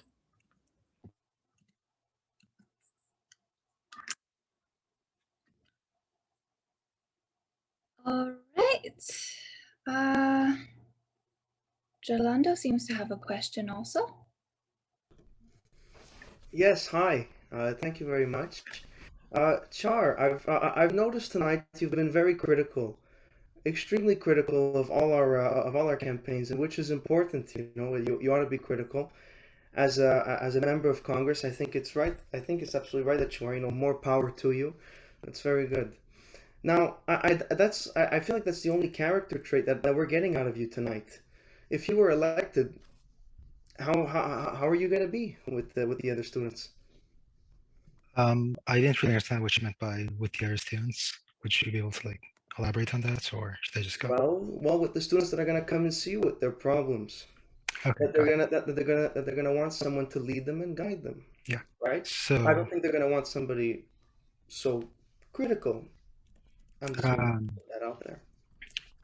I don't agree with you when you say that you don't want someone critical. I'm not critical of the students. I'm critical of the administration's performance and their actions, especially many other students also agreed with me. There was a petition signed by 700 students or so that were against in-school midterms last semester. And regarding being approachable, I think students would find that I'm more approachable, since I'd be more willing to take a bold stance against their issues if they're being falsely accused of plagiarism, instead of just guiding them to talk to your teacher, then talk to your department head, and talk to the dean of academic success. So I would be willing to guide them there and be with them when they're talking to the teacher, especially if they're shy, especially if they're nervous with the scenario. So yeah, I believe that being bold and critical towards the correct issues that they're also critical towards will allow me to be more approachable and be a more effective coordinator of student advocacy in general. Thank you. Absolutely, you do seem someone like who's gonna grab the bull by the horns. Thank you. Great I'm answer. sorry we don't really do follow-up answers or questions. Now, we're still in the second round of questions. Is there anyone else? If there's not, we have John would actually like to ask a third question. Can I go? Yep, go ahead. Perfect. So my question is addressed to Vera. I know a lot of candidates brought up the point that the peer and alumni tutoring is something that the school already has as a service, but I would also want to redirect your promise for engagement with what seems to be, internships, the stage, the working opportunities, and the volunteering, which is already pretty much existent with Merrywork, and the charities and volunteering coordinator would be pretty much taking care of the volunteering opportunities since it is part of their mandate. What would your response be to this project being yours next year? Will you be collaborating, and what will you be doing, especially that these initiatives already exist? Thank you. First of all, I love to collaborate, but I mainly want to focus on jobs and on opportunities accessible in COVID. So also for my tutoring, again, it's volunteer. I want to get as much as people in the community to participate. I don't want the pressure of being good enough to have a salary or anything. I just want people to reach out. For the stage and volunteering, I was aware of the charities and volunteering initiatives. I just want to make it more reachable to everyone. So maybe a platform where you can say, I am in health science, I am in social science, I want to go into a medical field. What can I do with COVID? I want a job, but easy next to my house. I want everything to be more accessible and more transparent between MSU and the student community. Thank you. Thank you. Now, just a reminder for candidates with questions, please keep the questions under 20 seconds. Jolanda, you have a question? Absolutely, I have a question for John. I feel like we've been asking Vera a lot of questions. I think she made up her time in speaking that she lost earlier. So John, actually earlier you said that you're able to get a good outreach of people, right? You said you had a great big event of 600 people, which is phenomenal. Actually, I was one of those 600 people. Loved what you did, but now you have outreach versus being heard. I want to know what's more important to you, and don't weasel out and say there's got to be a balance. Which is more important? Sorry, can you repeat your last part? Kind of confused me. My question is, what's more important to you, having the outreach or hearing students out? Okay, the thing that I'm a bit confused just because I was just specifically saying how I'm able to reach out to everyone and I'm able to, talk to people and get people on board with the great ideas of making the Marianopolis community the community that it is. Um, I I'm kind of confused because I never kind of prioritized anything. And if you really want me to choose between the two, I'd say I'd be reaching out to people because I want to show you that I care about listening to you so I can make that first step instead of you needing to take the courage to talk to me. I'll be willing to go into every people's DMs just so that I can know what they think. Thank you. Thank you. Now, reminder to stay within the time limits. John, you were perfectly fine. It's okay. Both for the questions and for the answers, or else I will have to mute you. Now, Emily seems to have another question. Yeah, hi Anastasia, I have another question for you. So in your campaign, you mentioned sending awareness mayos to students about social justice issues. So I was just wondering, for students like me who, prefer keeping mayos with school and then having it separate from social life or activities, how do you plan on spreading awareness through different platforms apart from Omnibox? Thank you. Well, like us, it's 21st century and we have so many platforms. We have Instagram, we have Facebook, where even grandmas are, our grandmas are. We have a lot of different clubs and they have their own platforms. So I believe it won't be a problem to collaborate with club members, with club executives, with different Instagram pages and ask them to spread awareness on the issue we're battling with. And I don't know, I actually really like using Mayo as the source of information because personally for me, I prefer to keep all of the information in one place. So I believe having all of awareness Mayo studies and whatever in Mayo would actually help students to be on track with everything that's going on in college.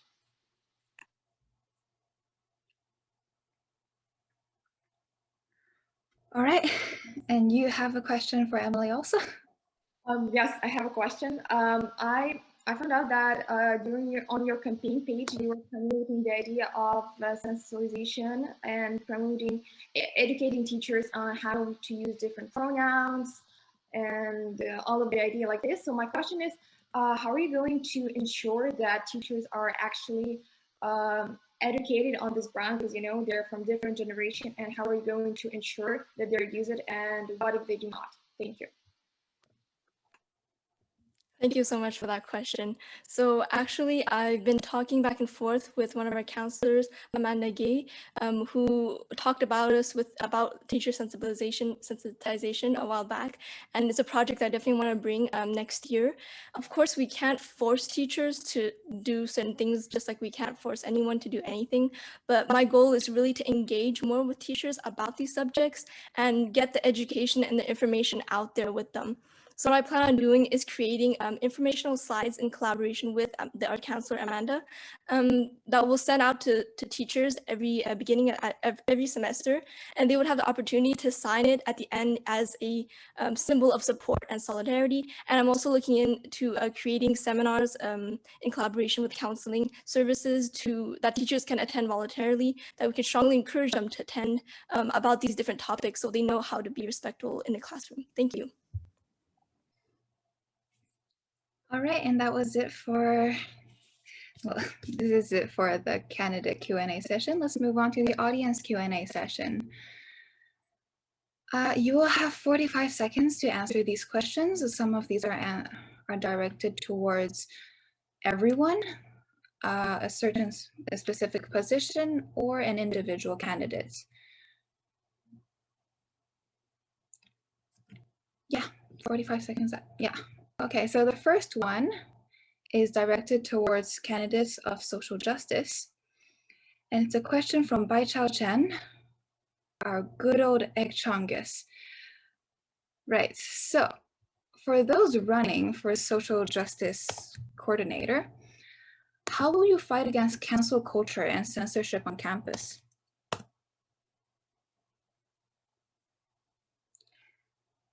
Anastasia?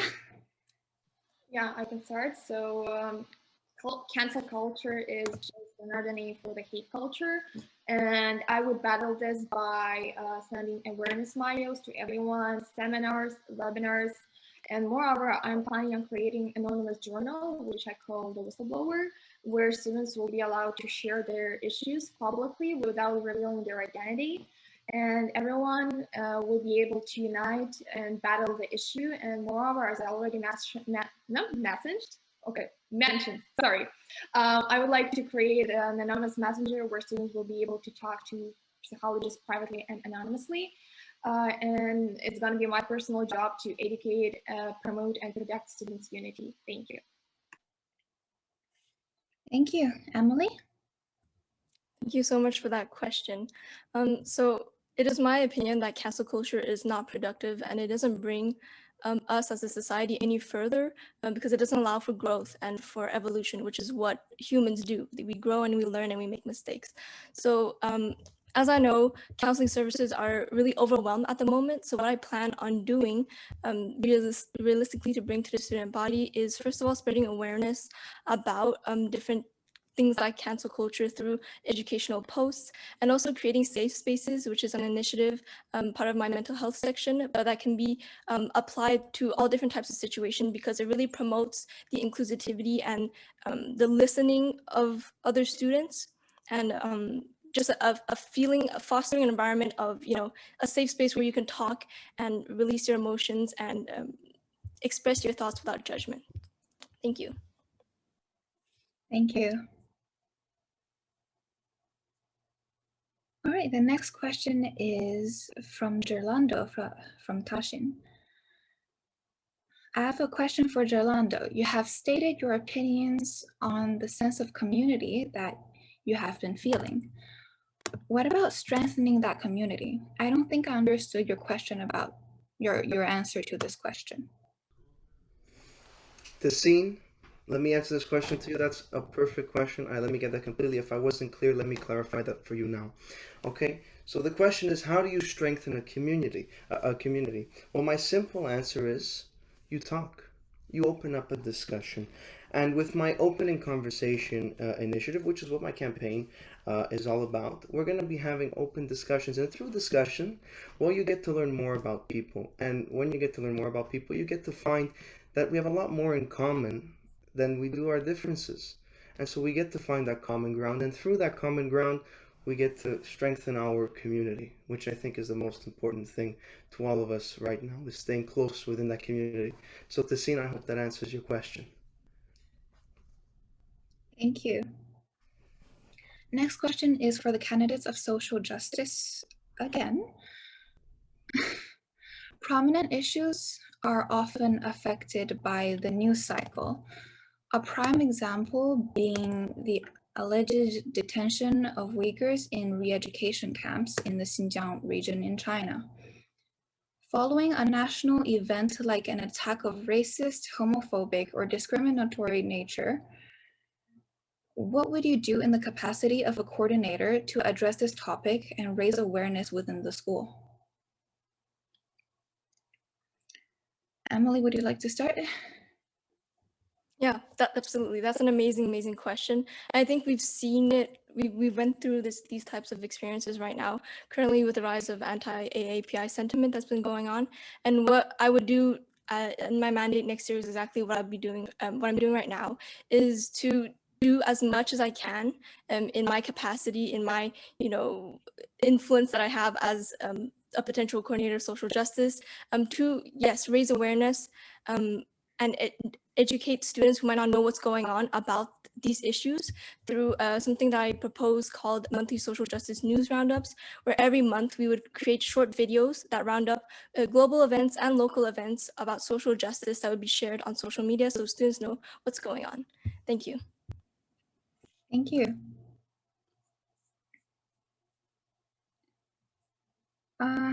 Next question is for Tahira. Tahira, you have posted a calendar with your planned activities. But can I ask you this question too? I'm sorry, I didn't hear that. I believe there was a question for social justice coordinators. Oh my God, I'm so sorry. Yeah, I'm Yeah, sorry. go ahead. Yeah, so as I said before, racism is something that's being taught. So my job as a social justice coordinator would be to teach a different thing, to do so and to raise awareness about the situation and anti-Asian hate. I would propose webinars, seminars, and moreover, I would like to create a journal or an Instagram page where people would get updates on different issues in our society, in the world. And moreover, in different webinars or seminars, I would actually explain to people how they might help to solve this issue, because spreading awareness is a good thing, but what's the purpose if you cannot help? So yeah, thank you. Thank you. All right, so next one, this one is for Tahira. So you posted a calendar with your planned activities, but you did not explain them in detail. Could you explain some of the activities you plan on integrating to establish and strengthen diversity in our Maori community? Yeah, thank you for the question. So basically, that was a very general schedule that I created for each month of the year.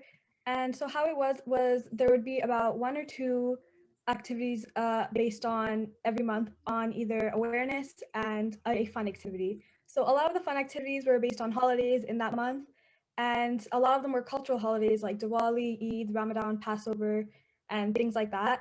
And the reason I added those was because I feel like holidays like Christmas and Easter get a lot of hype, but other cultures and other holidays don't get as much hype.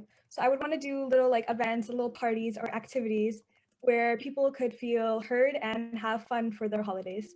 Thank you. Thank you. Now we have another question for Camille. In the past, mental health projects have not been able to accommodate many individuals, whether by design or simply a lack of participation. For instance, the Les Impatients initiative was only able to assist a total of 28 students, which represents but 1.3% of the entire Marinopolis student body. How will you make sure that your projects can help as many people as possible and that they actually reach the ears of those who might need them? Yeah, thank you for the question. So my 2 mental health initiatives were a mental health fund, a psychological first aid training. So as coordinator of student advocacy, in terms of mental health, I'm supposed to assist more individually students. So the mental health fund would be aimed at helping students individually. However, when it comes to the psychological first aid training, I thought that it would be a great idea to offer this to as many students in MSU as we can. So I did reach out to the counseling service and asked if it was possible to offer that throughout the year. And the response I got was positive, so it is feasible. And yeah, so we would promote that with the counseling service and hope that it reaches the most people possible. Thank you. Thank you. Now, I know we didn't get to ask questions to every candidate, but we're actually running out of time. So let's go with a question that is for all candidates.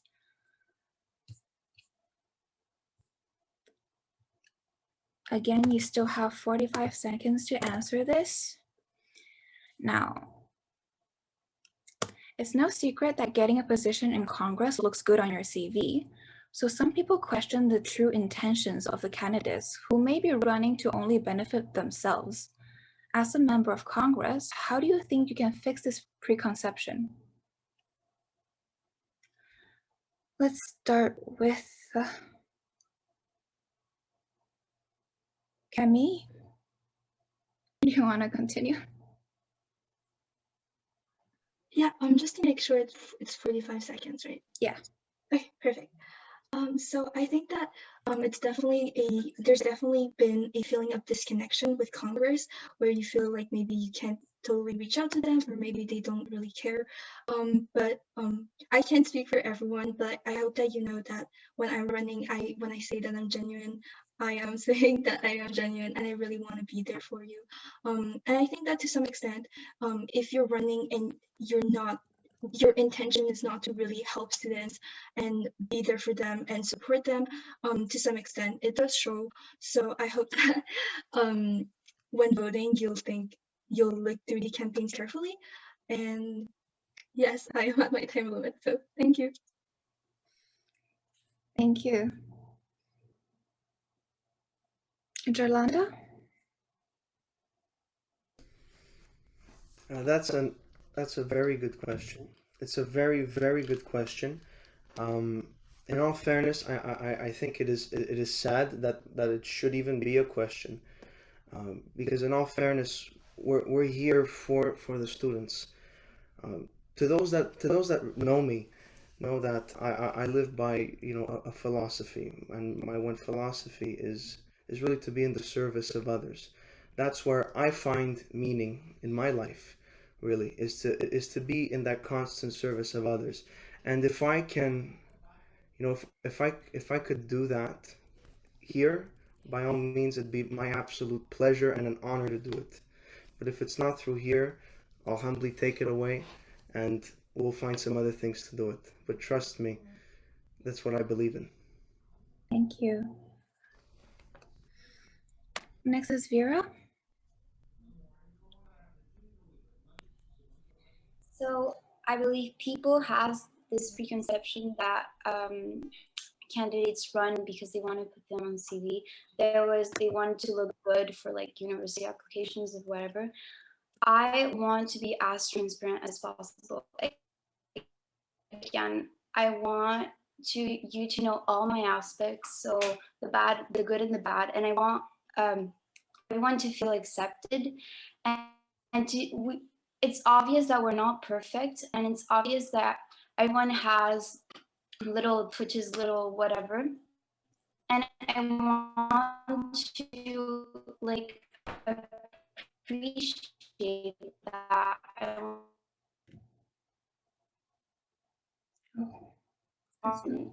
Good aspects. I think Vera has some internet connection problems. I'm not sure everyone heard the last part of her answer. Can you hear me? I can, but it's kind of laggy. Hear me? Okay, anyways, I wanted to say that I want to be as transparent as possible, and I want to emphasize that the good and the bad is always accepted, and yeah. All right. Okay, so I just got permission to continue this debate until 9:15, if you guys don't mind. So we'll continue with the questions. I will finish with this question, and then I'll try to get some questions for every candidate, okay? John, would you continue this one? Yeah, so if I have to say one thing about a good, candidate, a good coordinator in Congress, is that they have to be passionate. We all know when MSU is voting, they're looking for good ideas, but they're also looking for passion.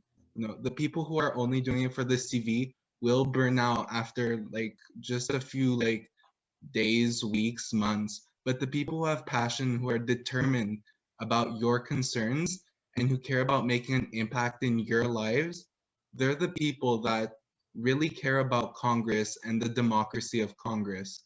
Helping students is always going to be Congress's main goal, and MSU knows when they see a passionate person and when they want the candidate to be the coordinator.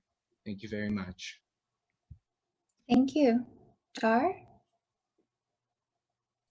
Thank you. I think actually that the main reason people think that Congress is nepotistic and self-serving is that many important major decisions are being made in proverbial smoke-filled rooms where people outside of Congress are not allowed inside meetings, and minimal information regarding those meetings, though to a degree some is released, but a minimal amount of information is released. I plan to challenge this preconception by bringing Congress closer to the student body in a way as an extension to it rather than a body that's superior to it. And then I plan to do this by emphasizing transparency and accountability.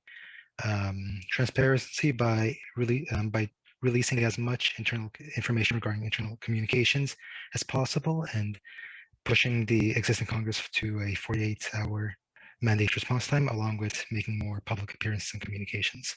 Thank you. Thank you. Well, let's move on to candidates for social activities. Tahira?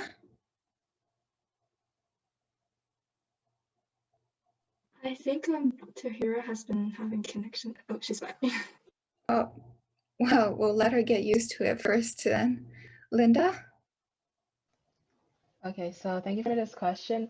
I think what's important is to understand that Congress is a team, and as a team, if all the initiatives get as much visibility as possible, and students will understand and will actually know that these people are actually passionate to do their job. They're actually there for students. And so I think what's important is to actually encourage, like, not just as a Congress member, but just as a person, encourage this teamwork and this, this working together to be promoted, to be visible to students, so that everyone can see that we're actually genuine and we're doing our jobs because we want to serve and help our community. Thank you. Thank you. Angelica? Thank you for this question. I just also wanted to talk about, like Linda said, she spoke about being genuine. So I think authenticity and knowing what your goal is and knowing what you're doing this for, that's important. I'm sure some people are doing this just to get it on their CV, but I could tell you that I know what my goal is. I have made it like one of my goals now to get back on campus, hopefully, and revive the community that I was once promised at Marianopolis. I have good ideas, I'm organized, I'm a lot of fun, I'm friendly, and this won't only be like a Congress position, because Congress, even as coordinator of social activities, I'm going to be working with Congress, with a whole committee, and with all of the students. So people also need to consider that it's not just me calling all the shots. Thank you. Thank you. Tahira? Thank you for the question. I find it very sad that anyone would run for this position just to put it on their CV. But I feel like if they would, it would be very transparent, because they wouldn't put in the effort to make everything as best as possible for the students. And I feel like to help overcome the conception that anyone is doing this just for the CV, it would be by listening to the students and listening to what the students want, and actually doing everything for the students rather than for yourself. Thank you. All right. And for candidates for social justice, Anastasia? So usually Congress members have an enormous amount of passion. They dedicate so much. They sacrifice their social life, their sleep, their fan life, whatever. They do it all because they fight for students. At least I can assure I am. It's sad that people think about a question like this, but as a coordinator of social justice, I may promise and assure that everyone would have an equal opportunity to have a great CV, a perfect CV, of course, if you wish to have one. I do it because social justice is my passion. I know I can make a change, and I can make a change anywhere. As Congress won't be a highlight to me, I will be a highlight for Congress and students' body overall. And how can I fix this perception? I can just do my job properly, serving students' body. Thank you. Thank you. Emily? Yes, thank you for this question. I think it touches upon a really important point in Congress right now, is the transparency and the working together of the collaboration between students and Congress, because you have to remember that Congress members are actually students, just like everyone else. So I think the way I would try to remedy this misconception or this conception is by being the example. I can assure anyone who's watching at home, I think everyone brought up some really good points about passion and about enthusiasm. And I just want to make it clear that I'm not here for, like, if there was a CV or not, I would be here in either way. And I think that you can definitely tell through the campaigns and through the ideas and through the commitments that people put. And also I've had the experience, I know exactly what it's like to be in Congress committees, and that's what I'm signing up for, and I couldn't be happier to be anywhere else. So thank you. Thank you. Now we have some more questions for individual candidates. I have one here for Vera. Marianopolis has several courses notorious for being extremely difficult, including electricity and magnetism and organic chemistry. It then follows that students who are qualified to teach these courses are rare and have small quantities of free time. How do you plan on bridging the gap between the massive demand and the minuscule supply for tutoring for courses like these? Well, again, I can't guarantee you'll have a math tutor. I can't guarantee you'll have a magnetism tutor. I just want people to get involved, and maybe if you don't even need help, just to like go over notes and have conversation with another person and benefit you and just relieve some stress. It is about tutoring, it's about helping you, but it's not that level of professional. It's more about community and about having the courage to just reach out and have like this support system behind that. If you don't have the motivation to go through an exam, to go through your notes, just have someone to get through that with you. So guidance. Thank you. All right, I have another question for John. One of your campaign points are the pre-made Mile templates you plan to offer to students. Have you considered the fact that for teachers, receiving what essentially amounts to robocalls in text form will not increase the chances of them sympathizing with your dilemma? Yeah, I actually have taken that into account. And I just wanted to say that, these miles aren't for just any regular situation. These miles are for people who are in extremely difficult situations. I know some people are having difficulty during online school of even just finding a good Wi-Fi connection. I mean, even us who were lucky enough to be here tonight have had some issues throughout the night. So I just want to have some templates, or teachers know that we have templates for students to reach out to them of if they've missed a class because of an electricity problem or a Wi-Fi issue, or there's a serious situation in the family and they just need to extend some type of work. So yeah, thank you. Thank you. Next question is for Char. How do you plan on holding the administration accountable for their actions when even Congress can't be held accountable for their failures in the past? I believe that Congress can be held to account for their failures in the past, for any failures in the past, through what we're doing right now through means of elections and voting.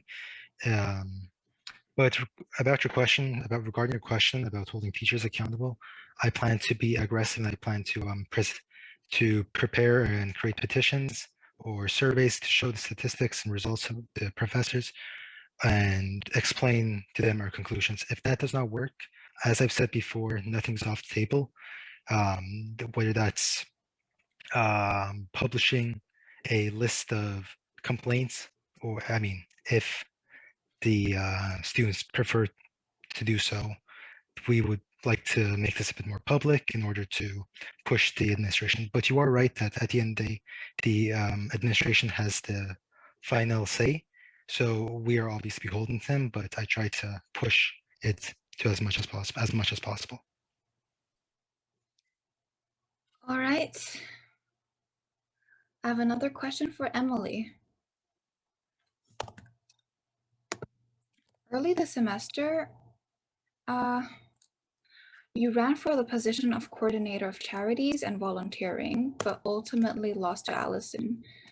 Is there anything you're doing as a part of your current campaign to ensure that you don't suffer the same defeat as the last time?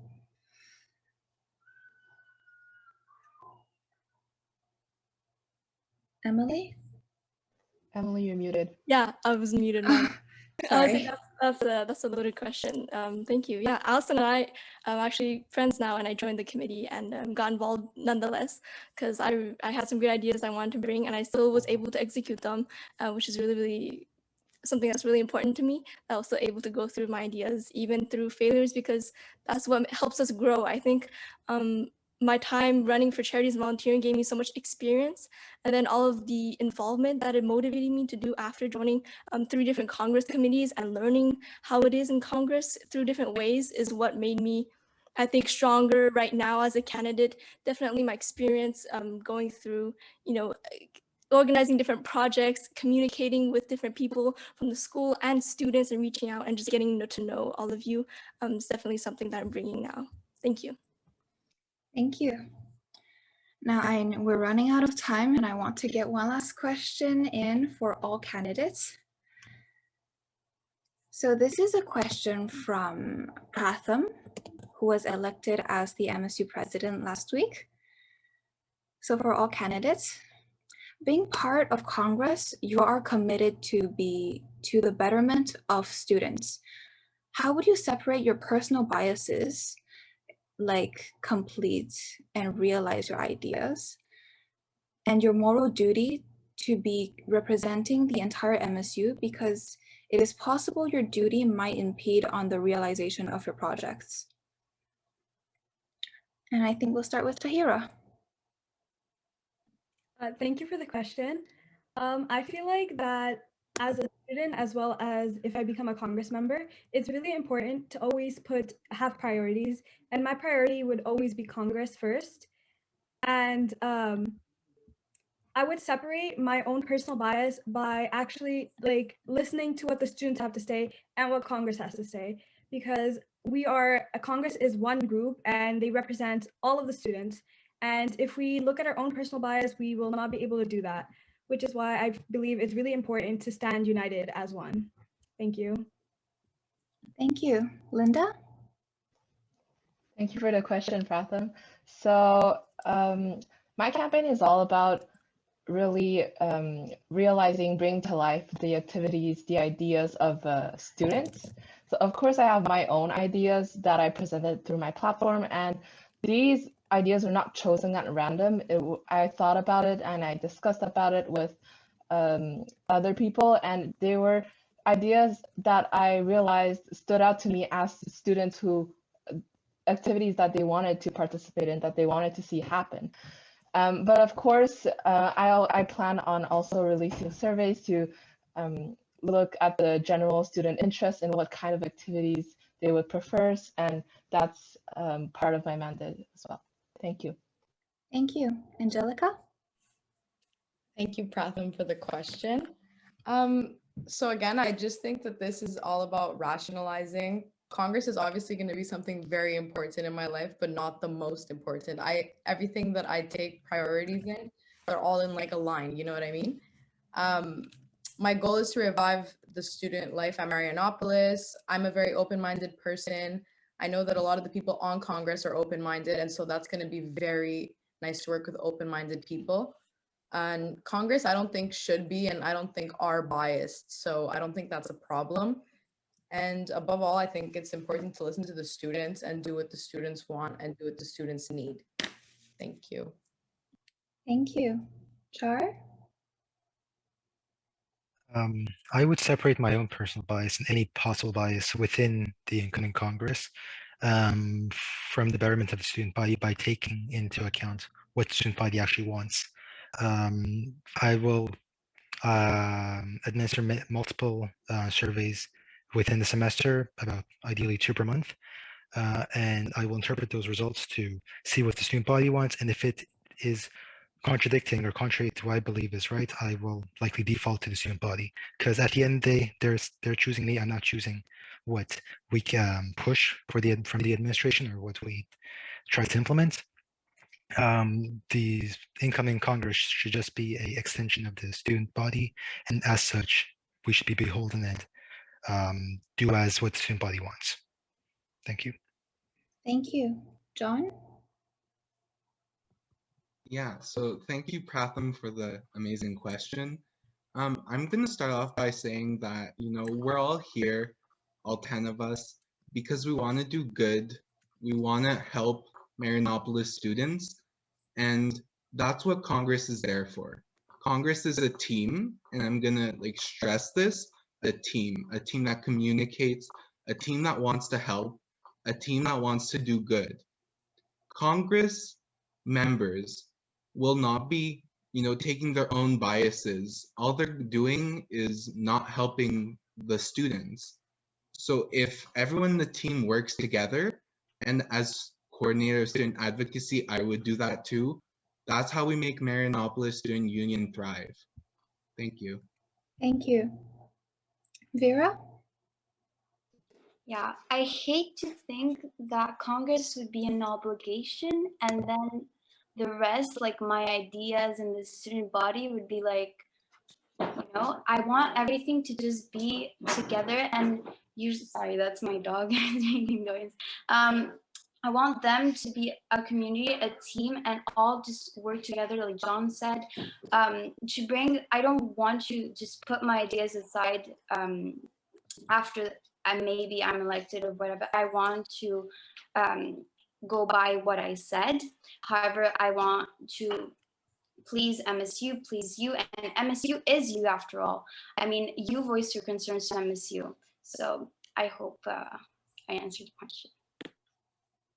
Thank you. Jolanda? I just have to start out by saying that, John, you put that beautifully. You put it absolutely beautifully. After all, we all are here, all 10 of us, because we're not here to put in our biases. We're not here to be power hungry. We're not here for anything but for you. My concerns are your concerns, all right? We live together as students. There is so much in common that we have. And so putting aside that moral bias, yeah, that would be easy for me, absolutely. But in all fairness, it's our concerns that we gotta focus on, right?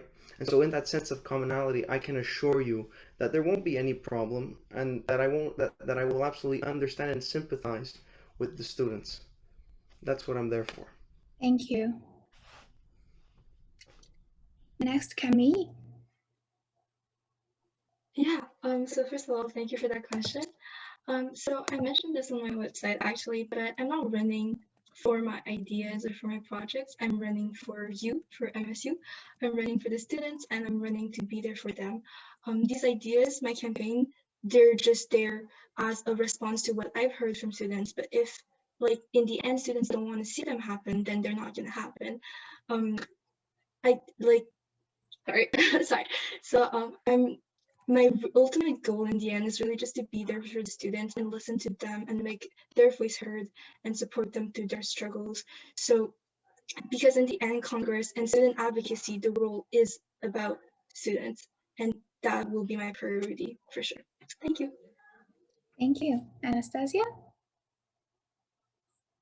So people for deciding who's going to take a chair in the Congress are students of Marianopolis, and I believe people who vote for me are aligning with my ideas.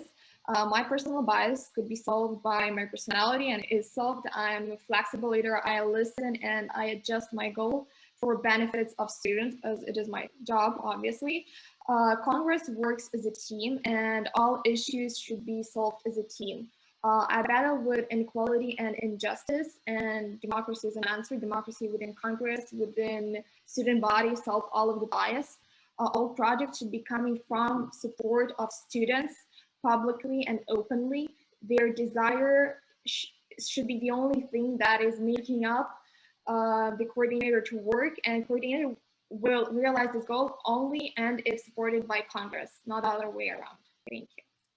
Thank you. Last but not least, Emily? Thank you, Pratham, for that lovely question.